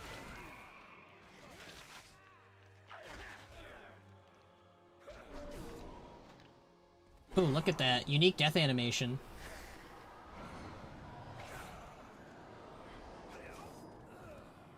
And we died. We got him down a little bit, though. That was really cool. At least they gave a really cool and unique animation for that. But it would have been... See, that's the main reason why I advocate for, like, a world revamp. Because so much... Fuck off. So much of... Oh, look, he's got new armor now. That's cool. And he's got his old hammer back. I love that. I love that he has his old hammer back from when he was alive. That's really cool. But yeah, I think that, I think that the world of Azeroth just, it really needs a world revamp, because the graphics of Cataclysm, like, as good as they are, honestly, the main argument that I see is like, oh, well, you know, like, Cataclysm, the thing is, like, even with Cataclysm's world revamp, it still is using the assets of Classic. Like, the assets of Cataclysm, they hold up pretty okay-ish. They're not terrible, but they're not the best either. But the assets of the revamped Azeroth, for the most part, are still using classics. So it's not even like a decades-old expansion of a world revamp. It really is just using mainly classic, you know, graphics. So we need an actual world revamp, a real one this time, using new assets, and I think that they can do it. I really do. It's just a matter of time, and it's a matter of work. And you know what? If Blizzard outright says that we're gonna need more time to do this properly, I'm okay with that. Seriously. If we need to wait a little bit for the next expansion because of a world revamp, that's okay. Just look at New Darkshore. Yeah, look at Arathi and Darkshore. Those two zones look amazing. Buildings, trees, and everything. Yeah. Then they can use those new. They could use so many old buildings from other expansions. Like WoD, for example. WoD has a ton of really good garrison buildings that they can reuse for certain structures and areas. There's Darkshore. They can reuse assets from there, especially stuff from Bal Shara. There's so many. I don't want to talk about it, but I have seen people who are capable of recreating zones using the current assets at their disposal. It is totally possible. Will it take time? Yes. It will take an immeasurable amount of time for Blizzard to do it, which is why I'm advocating and saying that if Blizzard needs 2 years to make a World of Warcraft expansion with a world revamp, with new zones, new quests, new voice acting, new music, new everything, I'm okay with that. I can wait 2 years. I can wait 2 years for an expansion. Please. As somebody who makes machinima, I could use those 2 years, honestly. Because every time a new expansion or a new patch or anything comes out, I am left with having to delay certain projects to do the new content. Like this. So it's like, you want to know why machinimas truly take so long? It's because I'm distracting my ass with new stuff. So let's honestly hope that the next expansion is a world revamp. And you know what? Let's hope that they tell us, give us 2 years. Just please. Like, I think that's okay. I think that's fine. If it doesn't even need to be exactly 2 years. Just, if they need time, as much time as they need, give it to them. That is my argument. I am the Archon's will. Address breaks from his thoughts, a renewed resolve in his eyes. I believe this experience was the missing piece for Uther, and for me as well. Go in service. If these memories pain you so, you can be rid of them in time. No. They serve as a reminder of lessons learned. Given the choice, I would never let them go. This is why I like Uther. Given the choice. Addressees, we must speak. Ooh. Fallen Despicable Nicolon. Where is he? I don't even see him. Oh, there he is.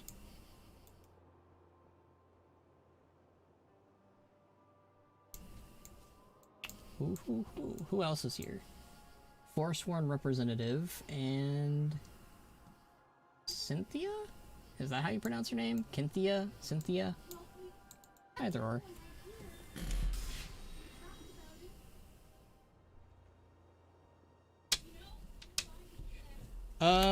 Anyone else excited for Psychonauts 2 later this month? My sister is. And I know Box's girlfriend, Jackalope, is also excited for Psychonauts 2. By the Archon's grace. The path forward for the Kyrian is clear to me now. First, we must speak with Nicolon. I urge you to stay and listen. Afterward, we must return to Elysian Hold. There, I will request an audience with the Archon, and I need you all by my side as I do so. Stay true to our eternal charge. But our own brethren cast us out and refused to listen. I see that now, and I truly apologize. Uther has taught me much this day. Bastion must follow a new path. Hell yeah, it does. It should. Nicolon, please accompany us. We must find a way to reunify our people. Alright. I'll take the carrier, why not? I like being flown to places. Come You wanna forth and be heard. Fly me. Oh. Fine. Where's the courier? I wanna fly there. Yeah, here we go. Our fates converge. Yay! I'm being flown. Skull, can Bolvar use light still in theory? If so, cool to see him use it. Even Breathy Men. Breathy Men? Who the heck is Breathy Men? Breathly Mean was Pally before he dons the helm. Can Bolvar still use the light? I want to say yes. It's a matter of should he use the light still. Because I do believe Bolvar is considered to be undead, and when undead use the light, it's hurting themselves. It's like setting yourself on fire every time you cast the light as an undead. So, is Bolvar capable of still using the light? Yes. Should he use the light? No. If there's like a situation where he needs to heal someone, like he can't heal them using necrotic magics, then I think it's okay. I think it makes sense to me that someone like Bolvar would, use the light to heal Anduin for instance. But in most scenarios, I think he's just going to keep using Death Knight magic. What do you use to make machinimas? Alright, for me to make machinimas, I use After Effects, OBS, which I'm also using for this stream, and WoW Model Viewer. WoW Model Viewer is the most important in that long list, because it is the exact thing that pulls up these sort of models, like Ban here, or Uther, or anyone really. Model Viewer is the most important thing.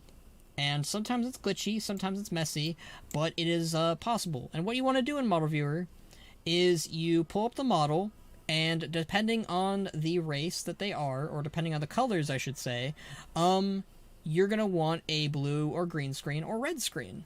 And once you pull that up, you can use the recordings or whatever software you use, and you have the character walk around or talk or do a specific animation of firing or hitting a weapon, and you record that using OBS or whatever software you use, and then you insert that in the scene or background that you want. And usually the background you want is somewhere in World of Warcraft. So, for instance, I want to do a shot where Ban is jumping down from up here to down here. I just record this in OBS, and I have Ban jump down and then land right here, and that would be the shot. So that's what you would want to do for, say, a machinima.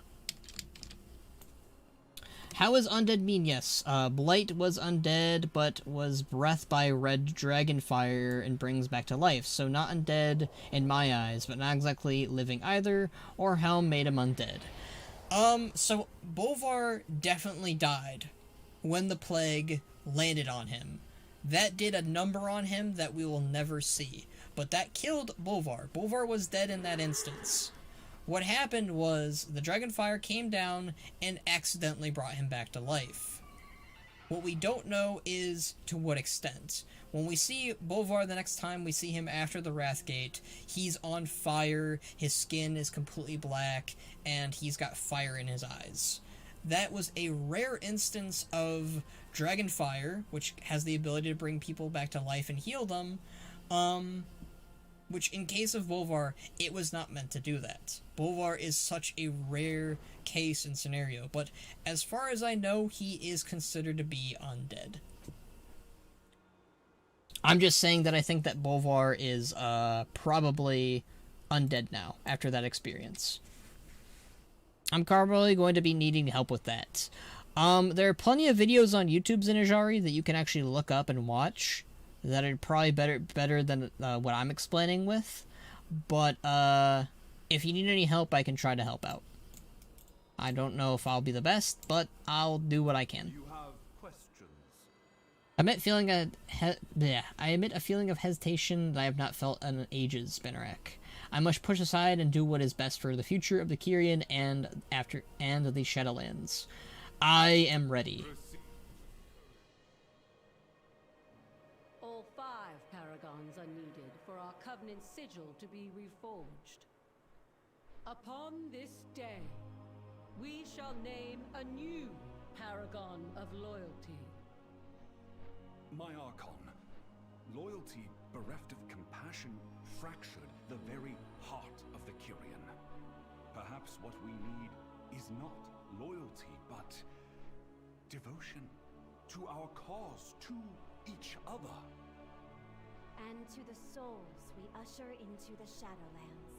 When Devos turned against us, I met her with spear in hand. There was truth in her words, but I did not listen. Let us learn from Uther's example. Hey! Henceforth, all Kyrian shall be offered a choice: to keep their memories, or to let them go. Adrastes, Nice. I anoint you paragon of devotion. And Clea, you shall serve as his hand. Nice. Me? Forgive me, my Archon, but Your devotion to our sacred charge has never faltered. None are more deserving of this honor than you. Hey! My Archon, we go in service. Nice. That's honestly, for me, this is what fixed the Kyrian and Bastion storyline. This was necessary because holy damn did I need it. If you compare it to Kalia being brought back by the light, she is undead. Being brought back by life, magic, life, fire, he's undead. Yeah, that's where everything gets kind of shifty. So it might not hurt him, is the thing. I have no idea, but the thing is, Bolvar was a paladin when he died, right? But we don't see Bolvar using the light magic anymore, which makes me think, does he want to use the light? Is he capable of using the light? Because we know that his fascination and his devotion to the light isn't gone, because he even says in the Sanctum of Domination, he curses by saying, by the light. So I wonder if really Bolvar is still even a paladin. That's the thing. He might still have his trust and love for the light, but I don't think that he's capable of wielding it anymore, or at the very least, if he tries to use it, it'll hurt him. But that is actually a really cool question to ask Blizzard, and I hope it's something that gets answered at some point. You wish to be of service? Adrastes bows his head deeply. It is an honor, but we have only just begun. Our first order of business is to re-educate the Temple of Loyalty. Pelagos has volunteered to stay here and help prepare for the ceremony. I requested that Nikolon bring his companions to meet us at the Steward's Rest to aid us in convincing some of the Forsworn of our new path. Meet us there when you are able. Okay. Not only must we reclaim the temple, but we must implore the remaining Forsworn to join our cause. You shall have our support. I will gather my allies and meet you at Steward's Rest. Hooray! Let's go.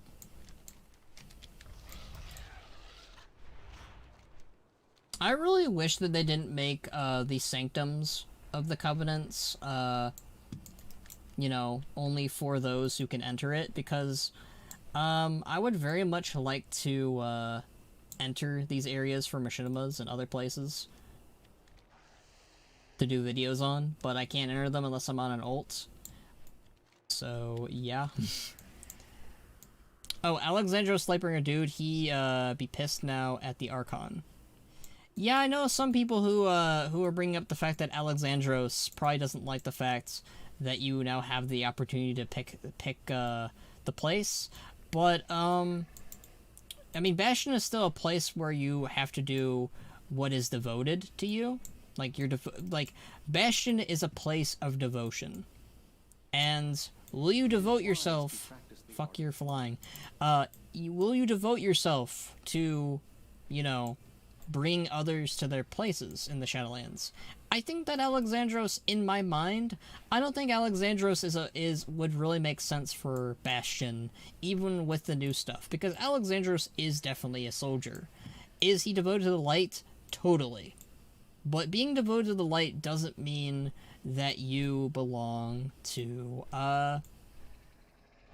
Bastion. It's not a place of light. People think for some reason Bastion is the place where all paladins go when they die. Maybe. But, you know, they also go to Maldraxxus to fight and defend. Maldraxxus is a place to fight and defend for your place. Bastion isn't really a military place. Yeah, they have fighters, but that doesn't mean that they devote their time to fighting.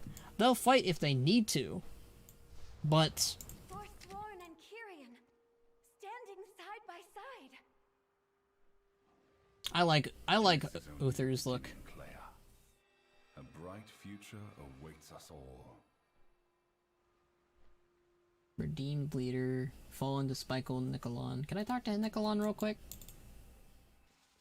I will devote all that I aid to the Forsworn and Kyrian to find true unity once more. Nice. Alexandra's Mograine going to be what the fuck Archon said can't join because I would have to give up my memories. Now Forsworn can be here and I can't. I hate you, bad Arbiter, bad. See, I think that now, with everything included, I think that when Mograine is done fighting for Maldraxxus, he can go to Bastion. You know? I think that at some point when Draka is done in Maldraxxus, she can go to Ardenweald. You know, I think that the Shadowlands should no longer be a place where you're stuck to for the rest of eternity. I think that the Shadowlands should be a place where you get to go to each place. Especially, let's say somebody is acting up in Ardenweald. Like, let's say, like, somebody is so tired of feeding and helping out the Wild Gods or Loa, and they start acting up in negative ways. They get sent to Revendreth, and they have to either they stay in Revendreth, or they go back to Ardenweald, or maybe they go somewhere new, because clearly that place wasn't where they belonged. I think that's the route that Shadowlands needs to go going forward.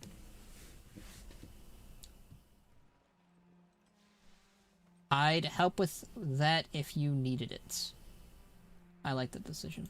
I don't know what you're saying that to, Zinajari, but alright. Let us begin. The 5 temples of Bastion have stood among since its very creation. The idea of re-educating one has never been broached before, and will no doubt require a significant amount of anima. Underneath this template are stores of anima we rationed for the drought. Now that the anima is returning, we can use these reserves for our purposes. You will need to use these channelers and collectors throughout the grounds to redirect anima to the top. That should give me the power I need. Proceed with courage. The Forsworn are lost, Benrock. They are like ghosts, haunting the Temple of Loyalty. Nowhere else to go, leaderless, purposeless, abandoned. We must show them that there is a path forward. Let me accompany you into the temple. Allow me to talk to them. Speak to their sensibilities. Perhaps we can convince them to give Adestria's new plan a chance. I still think it's unfortunate what happened with Devos. I think it would have been really cool if Devos got to see this whole thing. Machinima, you were talking about the inability to visit our other Covenant's hubs unless you were on an alt. Oh, okay. I'll probably be making an alt for that, so you don't have to really worry too much about that. Alright, let me read her quest. Mykonos has explained much about the Forsworn Centurions to me, Venerak. I cannot say that I understood all of it, but it seems he has not yet found a reliable way to return them to their proper operating standards. Their anima can be useful, though. Adestries has focused on how to re-educate the temple, but not on his own safety. I worry the process will drain much of his anima. If you can reclaim cores from the Forsworn Centurions, we can use them as anima stores for Adestries. Okay. Join us at the Vesper when you are ready. Good luck, friends. Alright, and we got our good old buddy Uther with us too. I apologize for leading you off the path. Had I not, you might never have joined the Forsworn.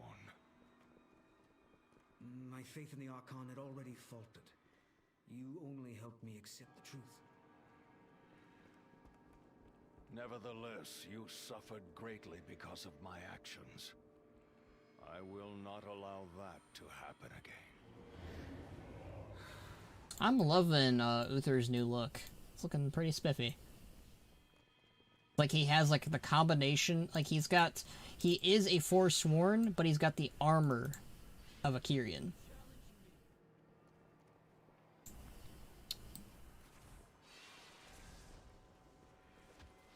But think knowledge and fact. Like, seek knowledge of forbidden knowledge and could land him in Maldraxxus, but not, like, fighting quite opposite, actually.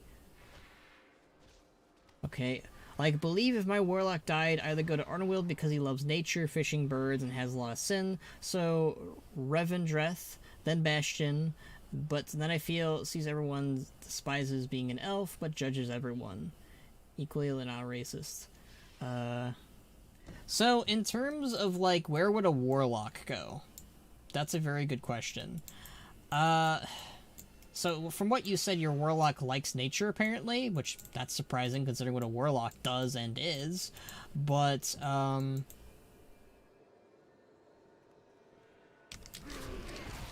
think that most warlocks would probably go to Revendreth, honestly.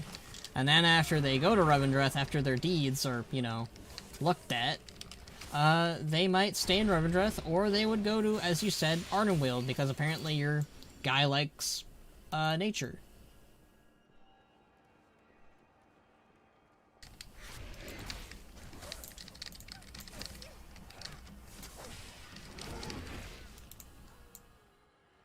Yeah, I think that Maldraxxus, or, you know, Revendreth makes more sense for most warlocks, to be blunt with you.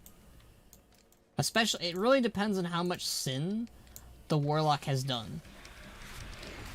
Because, like, there are animal lovers in Maldraxxus, but they aren't, like, dedicated to, nature or life. That's why I kind of think it's strange to me that a warlock would suddenly go to Ardenweald.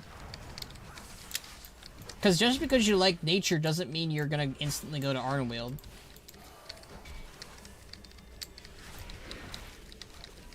This is a long quest line.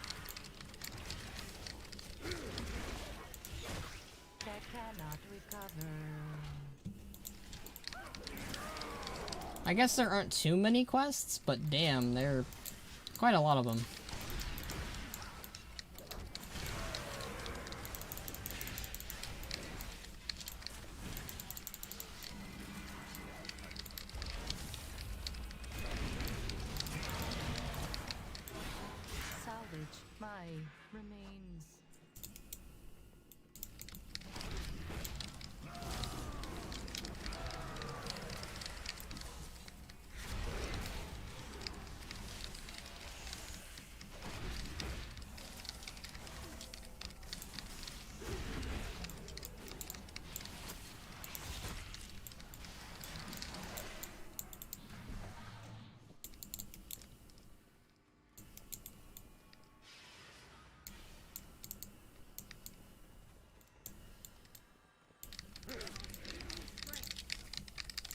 We need a lot of these guys, though.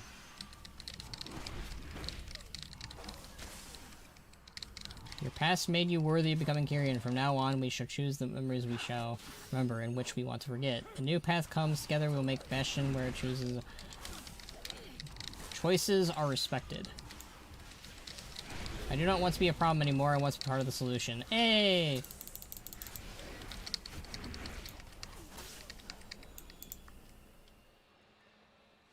They literally said the same thing. Very original, guys.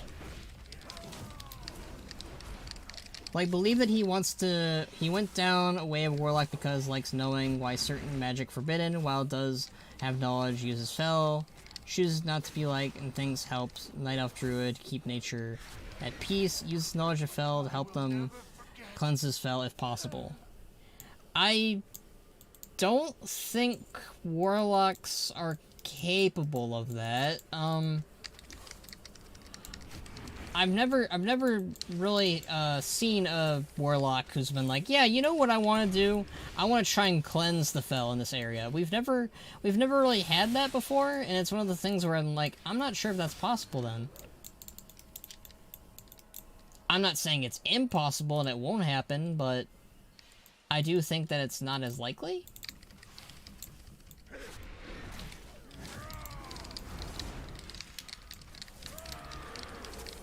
The future is bright for all Kyrian. Join us in forging a new path we can all be proud of.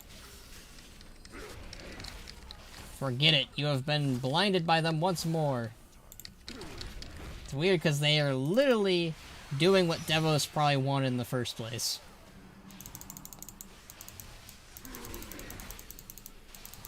Like, I think that most...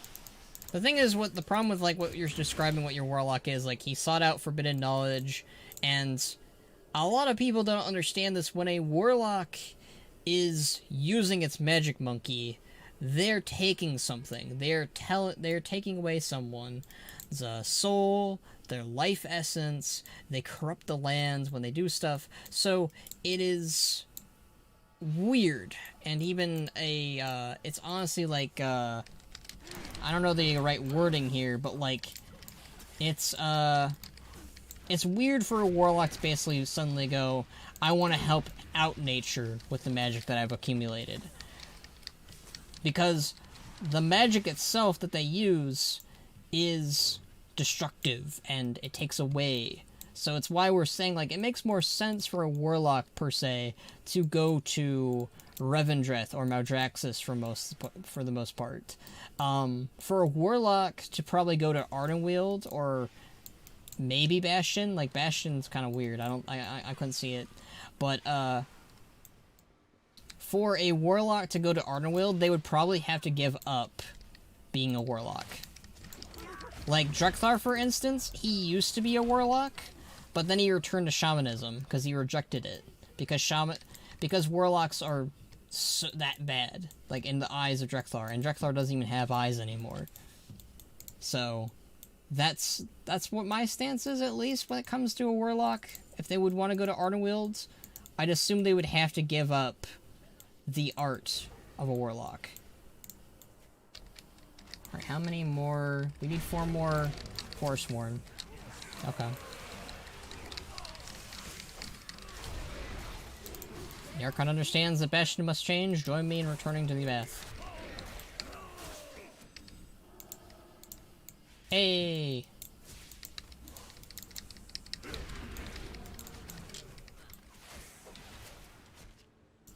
Do I get credit for that?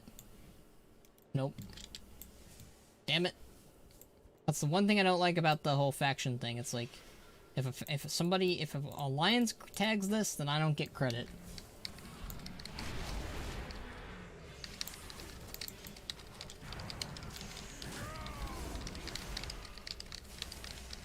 I have a righteous warlock, alt Nightborn, who is using the demons to attack them to serve, pay, and he helps the people. See, I don't really meet many good warlocks. It's such a weird thing. Like, there is such a rarity of good warlocks in the RP community. Almost all of them are always evil or secretly evil, and they do a horrible job of hiding it. Is there no music going on? I want music, please.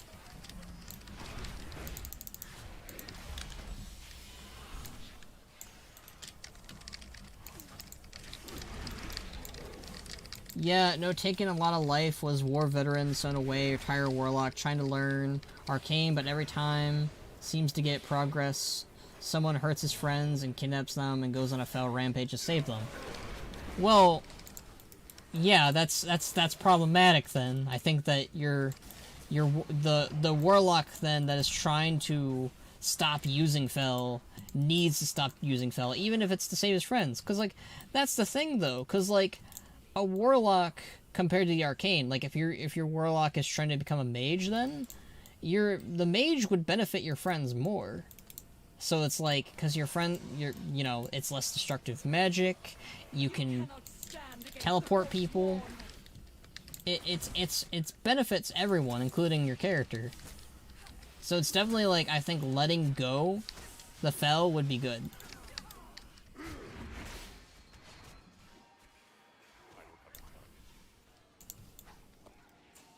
But that's just my take, you know, like I'm probably the most anti-warlock person you could probably meet in terms of roleplay, but also like other things too.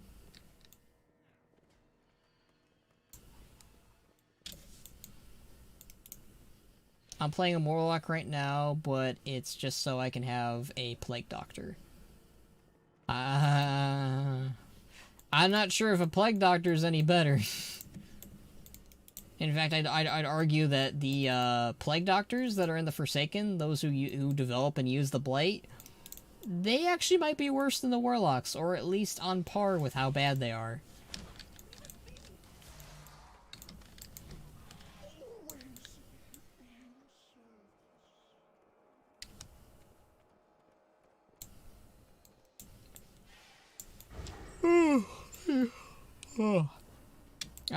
After I finish this questline, I'm definitely gonna end stream and get some more tea, because holy shit am I yawning.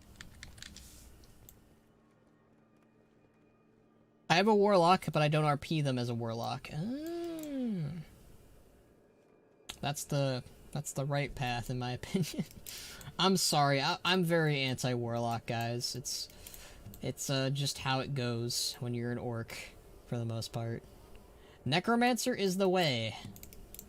Necromancer also might just be bad as warlock. At least, you know what? At least, yeah, warlocks and necromancers aren't that different from each other. I just wanted an excuse to hang out with Plague Doctor, Deviser, Merilith. You know what? Hey. Merilith is a cool dude. I'll give you that. I don't like how there's no music in this area. I would very much like some music, please. Alright, I need 2 more Forsworn converted. Oh, hey, it's the thingy. Alright, that's activated. Now I just need the other one activated. Oh, there's some music. About damn time.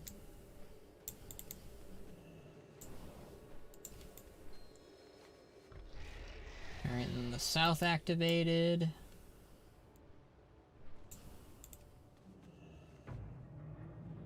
Well, my warlock wants to retire, but life keeps not letting him, but not learn how to use the arcane spell because life not letting him retire.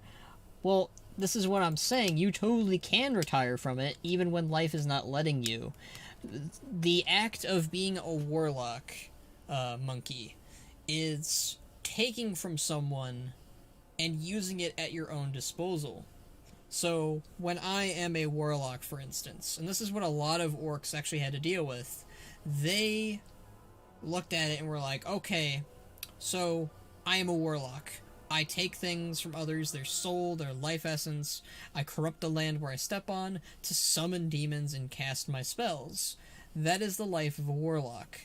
A lot, and I mean a lot of the Horde at the time, under Thrall, when they were basically like, alright, we're gonna go ahead and give up the life of a warlock and return to the path that we like, that we deserve. A lot of warlocks went back to being shamans. A lot of warlocks went to being hunters, warriors, etc. It is a choice. It is a pure choice to be a warlock and return. And for your character, I think it would be a tremendous character arc, and an important character arc, mind you, to finally let go and stop being a warlock. Especially if they are trying to walk the path of an arcane. If, say, your character's friends are in danger and you need to help them out, it would be a tremendous thing for your character to be like, no, I'm not going to fall back in this habit of being a warlock. I'm going to reject that, and I'm going to instead focus and remain on the path of an arcane. It's very synonymous to someone who is trying to quit drugs. Doing drugs makes you feel good, but it hurts your body also. Not all drugs, mind you, but let's say this is a really bad drug, you know? It's nicotine. You giving up nicotine is like giving up the use of the fel for your character.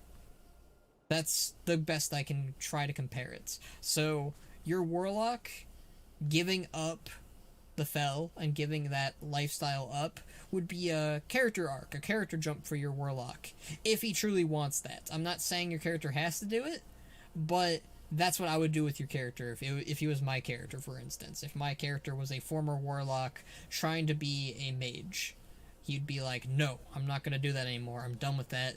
Even if it helps me out here and my friends, it is still dishonorable, and it is still disgusting, and it is something that I need to let go and finally stop doing.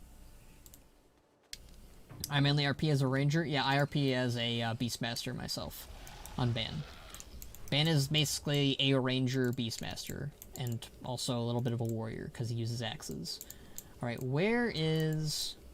I need 2 more Forsworn. Where are you guys at? Here we go.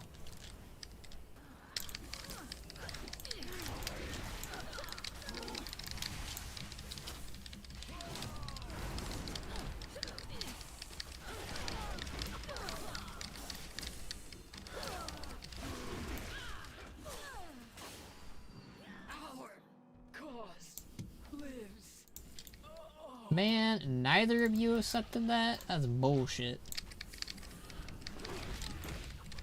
I have a Far Strider and a Silver Hand Covenant Ranger. I see that you are an elf fan. Not that there's anything wrong with that, just something I noticed. This entire stream I've been playing my Warlock leveling through Madraxus. I feel like I've been ranting on Warlocks this entire stream now. Skull attacks you for being a Warlock. It's that type of ASMR.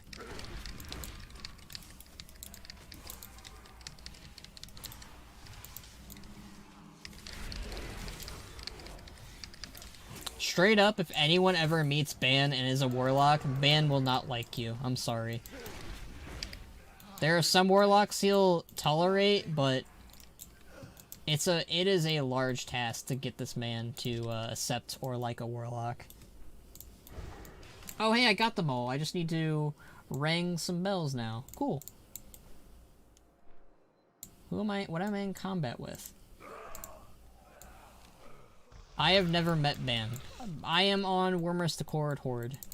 I will admit I am not as active as a role player as I used to be. I don't have much time to RP anymore. Last character was a Tauren Sunwalker, but I'm mainly a troll guy. Met my wife when we both played trolls. Hey! Nice. I hope I meet my wife through WoW. That'd be great. So am I. Hey, you're on a cool server then. None shall be forced to sacrifice their memories. Your decision will be respected by all Kyrian.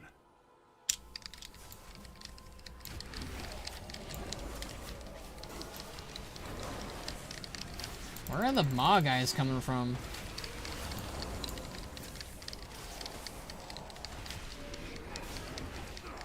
That's wholesome. Congrats, right? Congratulations.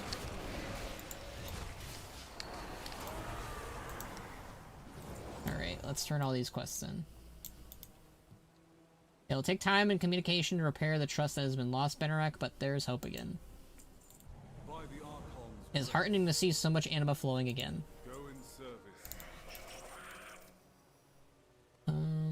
Okay, here we go. Clea. I've been working with Mechanos on the methods to reuse anima from Forsworn Centurions. I can handle this. Thank you, Benarak. If Adestrius falters, I now have the anima to pick him back up. Our purpose is to serve. Alright, what's going on now?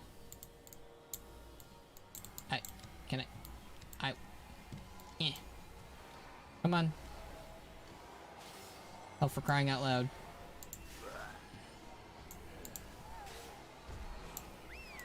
Alright, let's talk to you all flying then. Loyalty shall no longer be demanded, tenet of the path, but rather a virtue that is earned, a choice. We must show devotion to those who struggle. Your plight has been heard, your suffering recognized. We ask not for your loyalty, but we offer a choice. I fear okay, here we go. Loyalty shall no longer be demanded, a virtue that is earned, a choice. We must show devotion. We must show devotion to those who struggle, whether they are recently arrived souls or peers who need our aid. It will take all the anima at hand to re-educate this temple, and in doing so, it will ring a new age for the Kyrian. I fear the Mossworn may attempt to thwart our plans. Protect me during this ritual, Benarak. We must see this through. Alright.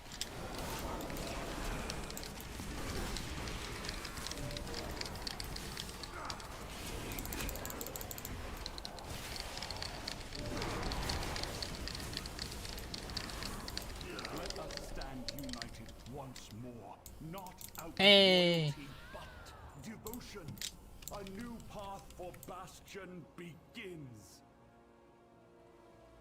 Alright. Talk to him first again. Devotion. It is born of compassion, of service. A worthy tenant indeed. Talk to him first again. I did the same thing as you. Oh wait, it worked. Didn't work for me. So would Ban like my high elf if he wants to quit being a warlock? I mean, let's say Ban, after becoming friends, saying used to be a warlock, but trying to learn arcane, but use spell anymore. How does Ban feel, you think? Okay, so here's the thing. So, if your warlock is like, alright, I am a former warlock, like he introduces himself to Ban, like he's like, oh hey, hi, I'm high elf, or whatever your character's name is, hi, I used to be a warlock, I'm trying not to be a warlock anymore, how you doing? And Ban would basically be like, oh, that's great, I'm glad to hear that you are trying to stop being a warlock. Being a warlock is terrible and I hate warlocks. If your warlock to Ban is just like, as you described it, he was like, oh, I'm going to use my warlock powers to help out and save my friends. If Ban is present for when you are using those warlock powers, Ban will be pissed. Oh god! Let me turn this in. Fuck you.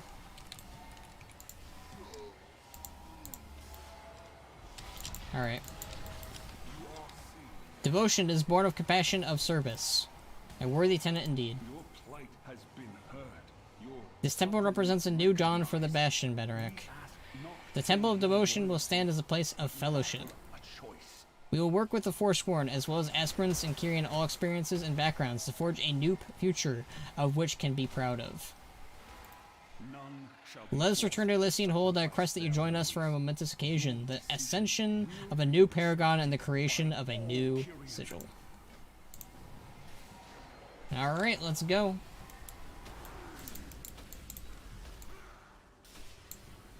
Ooh, I will take this. Take me to Elysian Hold. Like I said, I'm just playing a warlock to be a plague doctor. I even have all my spells set to macros to make them more alchemy and slime based. Cool. That's really. I think that's really cool. Unfortunately, Ban hates plague as much as he hates warlockisms and demonology and fel and all that stuff. When people ask me why does Ban hate warlocks so much, it is very much based around what happened with warlocks and the orcs and the horde. If you didn't know this, Draenor was ruined by the use of the fel. The skin color of the orcs was ruined by the fel. The world quests that talk about flying was ruined, not by fel, but just, you know, in general. They suck. I hate the flying world quests. They've been ruining the stream the entire time. But you get what I mean, right? Like, it's like, why does Ban hate warlocks? There's not many reasons to like a warlock in Ban's eye. Ban just hates warlocks. He will tolerate them. He will accept them as friends if he to a degree, to an extent, but there just are not many warlocks that Ban puts his trust in, puts his friendship and compassion and loyalty in. Like, warlocks in general, just Ban does not like them. While my high elf mostly alliance, okay, well that might make it even more difficult for Ban to interact and trust you too. Using the void elf form thing, proc, like, believe, just infusing himself with power to protect others that ain't fel. Ban's feeling on shadow, just, okay, so you're adding more to the plate that Ban doesn't like. Ban does not like the void. Ban does not like the fel. Ban does not like the light, okay? I mean, the light Ban has a little more of a tolerance for because the light isn't as bad, but Ban hates the void.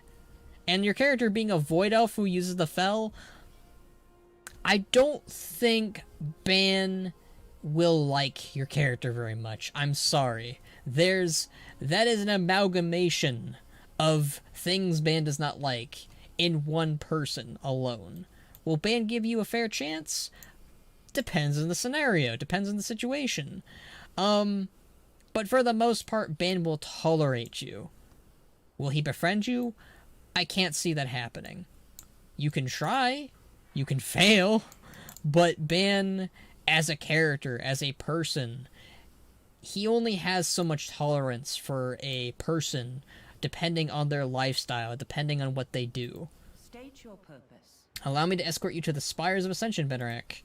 As the new Polemarch of Bastion, it would be my honor. Polemarch, okay.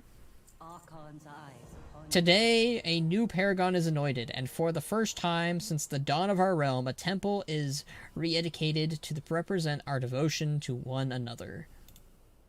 A new paragon, a new sigil, and a new path for all Kyrian. This ceremony shall be glorious indeed. Ban sounds like a super judgy and conceited.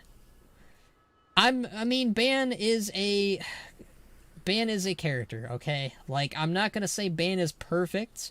I'm not gonna say Ban is flawless, because he isn't. I mean, all characters have their hiccups. All characters have their hindrances. All characters have their grievances. Ban is one of those characters. Ban just does not really like the Void. Ban does not like the Fel, and that's a part of his character. I mean, you're allowed to not like that. I'm not gonna point and say, you need to like Ban as a character. You need to understand his feelings towards these matters and things. It's just, for the most part, Ban really hasn't had a character that is a Void Elf, for instance, prove him wrong and show that they are a heroic character or a good person as much as Ban is. Same for Warlocks. You know, there are just so many Warlocks and Void Elves and Void Casters and Fel users, etc., etc., etc., that just prove Ban right. If we have more characters that prove Ban wrong, and Ban sees that, he'll be like, okay, not all you guys are so bad. That's great. I was wrong, which has happened before. Ban is a still developing character even at his old age, and I love that.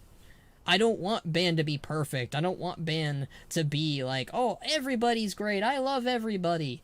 It makes Ban interesting when he has grievances and problems with certain things and all that. But that's my own opinion, you know? You'll be able to talk to many NPCs here if you're interested. Ooh! I will be watching you more. I am ready to attend the ceremony. Go in service. Let's go. I love the loading screens. They always have really good artwork. Alright, everybody is here. I can barely talk to a lot of people. Alright, let's talk to Epilon, the Hand of Courage. Did my sister send you? As aspirants, Artemide and I quickly formed a bond akin to siblings. It was clear destiny brought us together as soulblinds, always stronger when working together. But in my time apart from my sister, Cynthia had captured my heart. We snuck off to watch the anima flow together, spending tender moments in each other's company. But when she disappeared from us, I feared the worst. Artemide reminded me to have faith in Cynthia and her strength. When I found her during our Maldraxxus mission, we sprinted to embrace before fighting side by side. May your courage never falter. Alright. I love the music again. I must thank you for everything you've done for the Kyrian. Without your heroic efforts, Clora may never have ascended. She is proving herself to be an invaluable disciple, and much of that has to do with you. You have been a shining example not just for Clora, but all Kyrian. On that note, I expect to see you in the arena again soon. I don't know what to tell you, but I'm not a Kyrian. I'm not from Bastion. I'm a Necrolord. So, that ain't happening. hold faith, take heart. Alright, more people to talk to, and I need to fly, apparently. That's always nice. Wait, can I just... Oh my god, no. No, let me talk to them. This is bullshit. Blizzard, you made them too high up for me to talk to them. Blizzard. Blizzard. No. No. How am I supposed to get up there? Can you help me up there, please? No? loud. Okay. Okay, I see how it is. Okay. I'll talk to this guy instead. You are seen. Wisdom is not simply knowing the right thing to do every situation. It is a tool to use, yes. But it is also something you must share and something you take in kind. Not only have you shown wisdom in your actions, Mawwalker, but you've shared your wisdom with so many, and Bastion has blossomed because of it. I hope you have learned from us in turn, and I hope that you let Bastion's lessons guide you in the future. I exist to answer all your questions. Small indie company. Oof. I felt that. That hurt. Alright, let's talk to more people.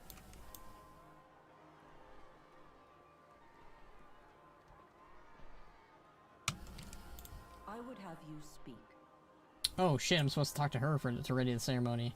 I've devoted myself to overseeing and advising aspirants long ago. I was not only the one at first, but the drought persisted. My peers were needed elsewhere until I was the only one left. My orders were to keep the aspirants training to bide our time until the drought passed. I was not to tell them that every single soul was sent straight to the Maw. The Shadowlands had broken down. I told them what I could. But I was alone and had to keep myself calm. For my hard work to be first recognized via my inclusion in the Path of Ascension, and now again as the new Pallmark of Bastion, I recognize no higher honor. Thank you, Mawwalker, and I am so sorry we got off on the wrong foot. Aww. See, this is what I like about Bastion. You get to see the growth of characters. I sought answers and found. When I arrived in Bastion, all I could think of was what had been done to me. I let bitterness, pain, and vengeance consume me, and I did the unforgivable. I see now how wrong I was, and I wish my actions could be undone. Alas, I must live with the consequences of my actions. Worse than that, Arthas must live with them as well. I don't know if I can ever forgive myself for that, but the Kyrian are forgiving, and the Forsworn are willing to put their differences aside. The rift between them is on the mend, and this newfound unity will bring a new era. You started me down the path of healing as well, and I must follow it to the end, however painful it may be. You helped me find the light again, and for that I am forever grateful. I think the problem I have with some of these dialogues is it treats me like I was always in the Bastion Covenant, which is a part of the reason that I have with the way Shadowlands phrases and does things. I feel like every Covenant chapter feels like it's dedicated to that Covenant, and therefore it assumes that you're in that Covenant. So them being like, thank you, thank you, thank you, thank you, I have to look at them and go, look, I only helped you guys out somewhat. It's kind of frustrating a little bit. Hey, Clea. The future of Bastion is in our I never imagined I would become so close to the Pallmark. Now look at us. Look at him. It is an honor to watch my friend receive such an honor and to work alongside him for eons to come. being an ascended. It's all I had ever hoped. I remember I remember you there when I fell, Mawwalker. One path cannot suffice for eternity. Too often do beings act in specific ways because in tradition or how it is always been done. I hate that Hearthstone noise. Instead of investigating the reason why their predecessors started functioning this way to begin with, I acted how I thought I was just. I imagined my horror as I saw the truth witness my fellows twisted into Mossworn. You helped me save everybody we could, but when we arrived here it seemed nothing had yet changed. Thank you for all you and your friends have done. That work is hardly over, but I will help all I can as a disciple of devotion.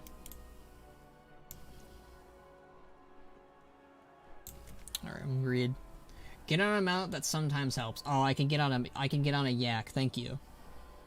Hatred, okay, let me see. Also, while my Coltirian hates orcs because wars, but had ran away Coltiris because people trying to kill them and family like believe fought orc, meets orc, even have them around, thrall reforming he has. Short people be like, I am short too. I am 4'9". I am short as fuck. Hatred's trying to get through it. Learning orc culture, my Kultiran has respected orcs, even wanting to die honorable deaths. So in a way, I think my Kultiran gives orc honorable death if he deserves it. Truly. Also trying to teach all my elf how not to use fell with others.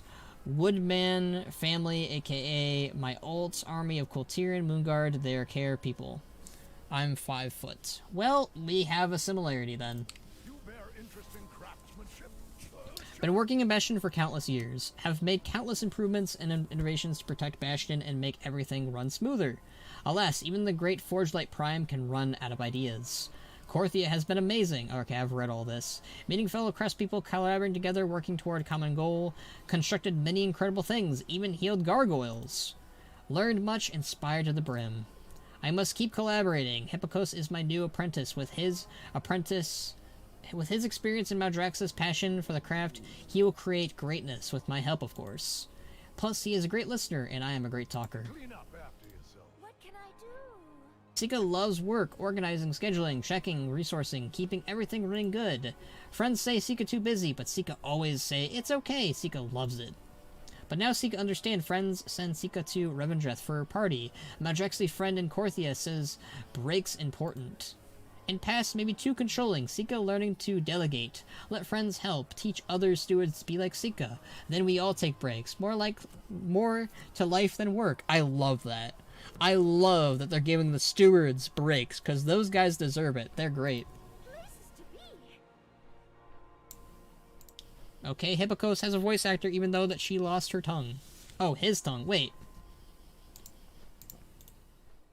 Nope. Okay, Hippokos doesn't have a voice actor. I thought it was Sika. Okay.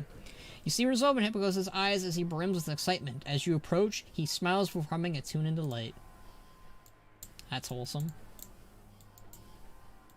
Any other... Okay. I welcome you. Words cannot begin to describe the joy of being ascended at last. The Kyrian are beginning to heal, and the Forsworn as well. While some may not find their actions easy to forget, I think we all have it in our hearts to forgive. We shine in her glory. Ah, the moral of the hour. Were it not for you, we would still be aspirants. I will never forget what you've done for us, Mawalker. Thank you.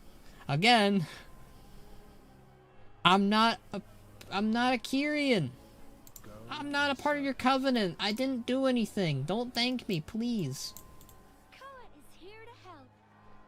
Koa, fly, grubby, fly. Feel the wind between your mandibles. Oh, that's if you do the Arnoweld quests. Whatever you need, Ko can help. We must take care of Grubby until he has wings. Now we are getting him used to the feeling of flight. Birds of a feather, stay together. That's wholesome. You have my ear. My position as the Hand of Purity is one of service. I guided aspirants throughout cleansing their past lives, letting go of memories that clung to them. That was all in the past now. I will posit that I understand the Forsworn more than ever. Lysania's betrayal and descent into madness haunts me every day. My soulbind. I can still see her when I turn, hear her voice calling my name. In the past, I might have cleansed this memory, erased the burden from my mind, but Lysania's presence is steeped in my most cherished memories. How could I forget her without losing a part of myself? I could never choose to forget her. Though her memory pains me now, I must confront these feelings head on. I will work as we will toward newfound strength. Hell yeah. Peace, if you let it. Allow me to help. I am truly humbled that you would freely give so much of your time and aid to us, Mawalker. To see such dedication from a Kyrian is expected, but a mortal, you honor us all. Treat yourself with kindness. Alright, these guys have nothing to say. Anything you guys have to say? Nope. Alright, what about you? What troubles you? We cannot stand by any longer. The time has come to act. Okay, let me try to talk to these guys on a mount. Thought to ask you, Skull, do you think possible Goblin could be raised by gnomes and WoW greedy, not as greedy, like goblins, even gnomish engineering? I totally think a Goblin could be raised by a gnome. I think that any race could be raised by any race, really. Alright. Oh, I can talk to them now? Do you have need of my blade? Without your hair for its color, I may never ascend it. Okay, I've read that. I still can't talk to these two. Blizzard. Alright, alright. I'm gonna make a tweet about this. So let me take a screenshot.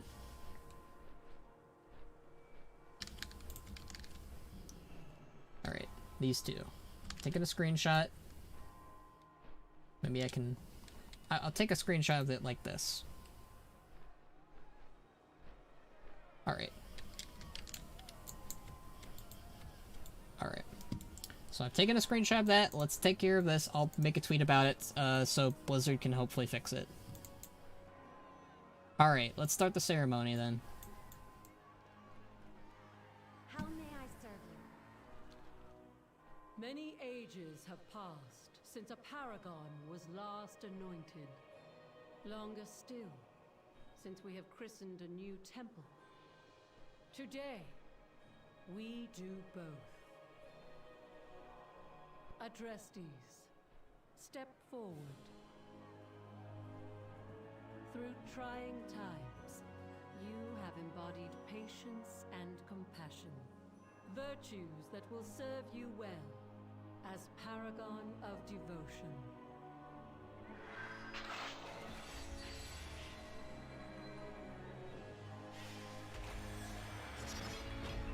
Ooh.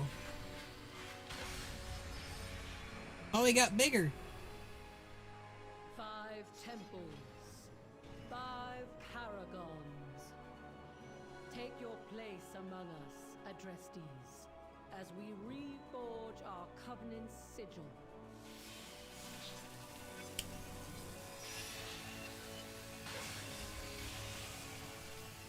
A symbol of our new path forward. Does she still have her wound? Born of unity between Kyrian and Forsworn alike. He ate the Mario mushroom. I guess he did. Alright, can I talk to them now? Nope, they are still in the same position as before. Okay. I'll turn this in then. You have questions? This is an honor more than I could have ever hoped. There's a long road ahead, but with the help of many fellow Kyrian, all Kyrian, the Temple of Devotion will embody the future of our people. Let the true work begin. With the future of kinship and devotion secured for Bastion, a new sigil is born to represent our path forward. Please report all that you've done to the Primus. When he is ready, we will deliver the sigil to him.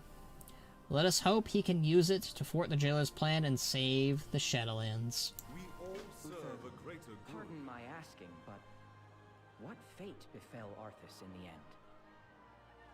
At the moment of his death, Devos and I claimed his soul and cast it into the maw. Without the Arbiter's knowledge? So, he might yet have had a chance at redemption? I will never know. It was not my choice to make. Devos led me down a dark path. Now that I have seen the Maw for myself, I cannot say that any soul deserves such torment. Perhaps some can never be forgiven, but you have shown me that they must be treated with compassion. Alright. Can I talk to you? Did I ever talk to Pelagos? Have you read anything interesting lately? Honestly, I'm not sure how I can...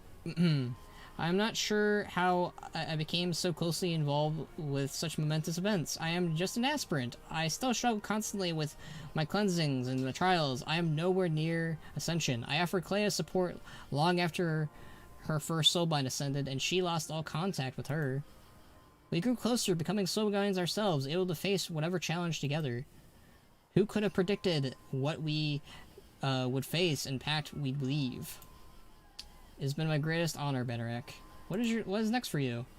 I'm so incredibly proud of my soulbind soaring through the ranks and the aid at Destries in ushering in a new era for the Kyrian. If anybody embodies devotion to the cause, it is her. For now, I'll help where is needed. I'll be one of the first to devote myself to this new temple to become an acolyte of devotion. Perhaps alongside Nikolon, I can help facilitate conversation between the Forsworn and the Kyrian so that we can fully unite together. I feel as though my story is far from over, and I look forward to wherever my path guides me. If at first you don't succeed, pick yourself up and try again. Alright, did I ever talk to... I didn't talk to these two. Stand together. Or this guy, rather. Fight as one. Mawwalker, I thank you. If it hadn't been for you, I may have never made it out of Maldraxxus. I have suffered, it is true, but I have not given up, and that was my part because of your example. You would not leave any of us behind, and your steadfast determination fueled my own. Although he cannot say it, I know Hippokos feels the same way. We've bonded, he and I suspect he will continue to be my eyes, and I will be his voice. Band looks cool. Thank you. His look is not yet done. Let me see if I can pull it up. Let me stop my recording real quick, though, first. My wish list. So this is what Band's gonna look like. That's not the right weapon. It's gonna be a gun. Okay. So this is the look I'm trying to get for Ban next. His current look, as you see it already, it's nice, I like it, but I like the green look way better. Like, green suits Ban way more. So that's what we're trying to get. I have everything on the set too, except for the chest piece, and the chest piece is the most important part. So yeah. Alright, let's go back to Korthia, turn this in, and then we will end the stream. We have been streaming for almost 3 hours. That is a lot longer than last week's. I'll say that much. Need to see the Archon. Ooh, should I leave it a different way? Seat of the Archon. Leave the seat of the Archon. Alright, bye everybody. It looks cool, thank you. I don't think this sent me to I don't think this sent me to Korthia. If it did, props. If it didn't send me to Korthia, fudge.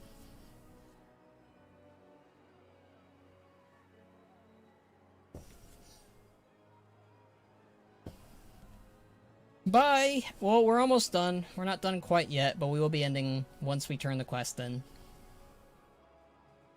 Once we turn everything in, I will go ahead and end the stream, and then next week we will be doing the one chapter that nobody, including me, despite being a spoiler boy, knows nothing about. I look forward to it, and I hope you look forward to it too. Oh hey! It sent us right outside Korthia. You know what? I'll take it. Alright, let's turn the recording on so I have that for when we turn into the Primus. So before Ban decided to be a hunter, has he ever tried being anything else, like a shaman or something else? Assuming he wanted to be something else. It's about Murlocs. It's totally about Murlocs. Ban wanted to be a shaman when he was a teenager. He couldn't do it though. He tried and tried and tried, but the elements wouldn't talk to him. So Ban decided to go on the path of a hunter. The father of Banarok really wanted him to be a warrior or a shaman, and Ban just couldn't do that. So Ban's kind of like on the... Ban is a nice little combination of a warrior and a hunter, where he can use axes and melee weapons, but he's more in tune with the wilds. Have a good rest of your day, Banner, Skull. Blech, I'm used to calling myself Ban. Thank you. War is at hand. Castilla was the first to be born aloft by wings of duty and service. That you have helped the Archon see a new path forward is a wondrous thing indeed, mortal. If we fail, Curestia was ever the most unwavering of us all. The Archon's willingness to embrace a new path demonstrates her devotion to the Kyrian. Alright, her name is Christia. Called upon the Covenants to bear their sigils here to Korthia. The key to our victory lies within them. And in you, Mawwalker. Alright. And that'll be for next week. Coolios. Coolios. Alright. So everyone, that will be it for this stream. Thank you for joining me again. I love talking with you guys. I love interacting with you guys. I love talking about WoW, and I love playing WoW. During these trying times, these rough times, it's been hard, but, you know, you guys talking and interacting with me, and just us enjoying the stream together, it makes me happy, and it puts a smile on my face. So thank you for joining me, and I really appreciate it. Whatever we talk about, be it Warlocks, be it Fel, be it Ban, be it the current campaign, be it anything. So, thank you guys for joining me, and I'll see you all for next week. So, until then, Bye. Alright, bye-bye.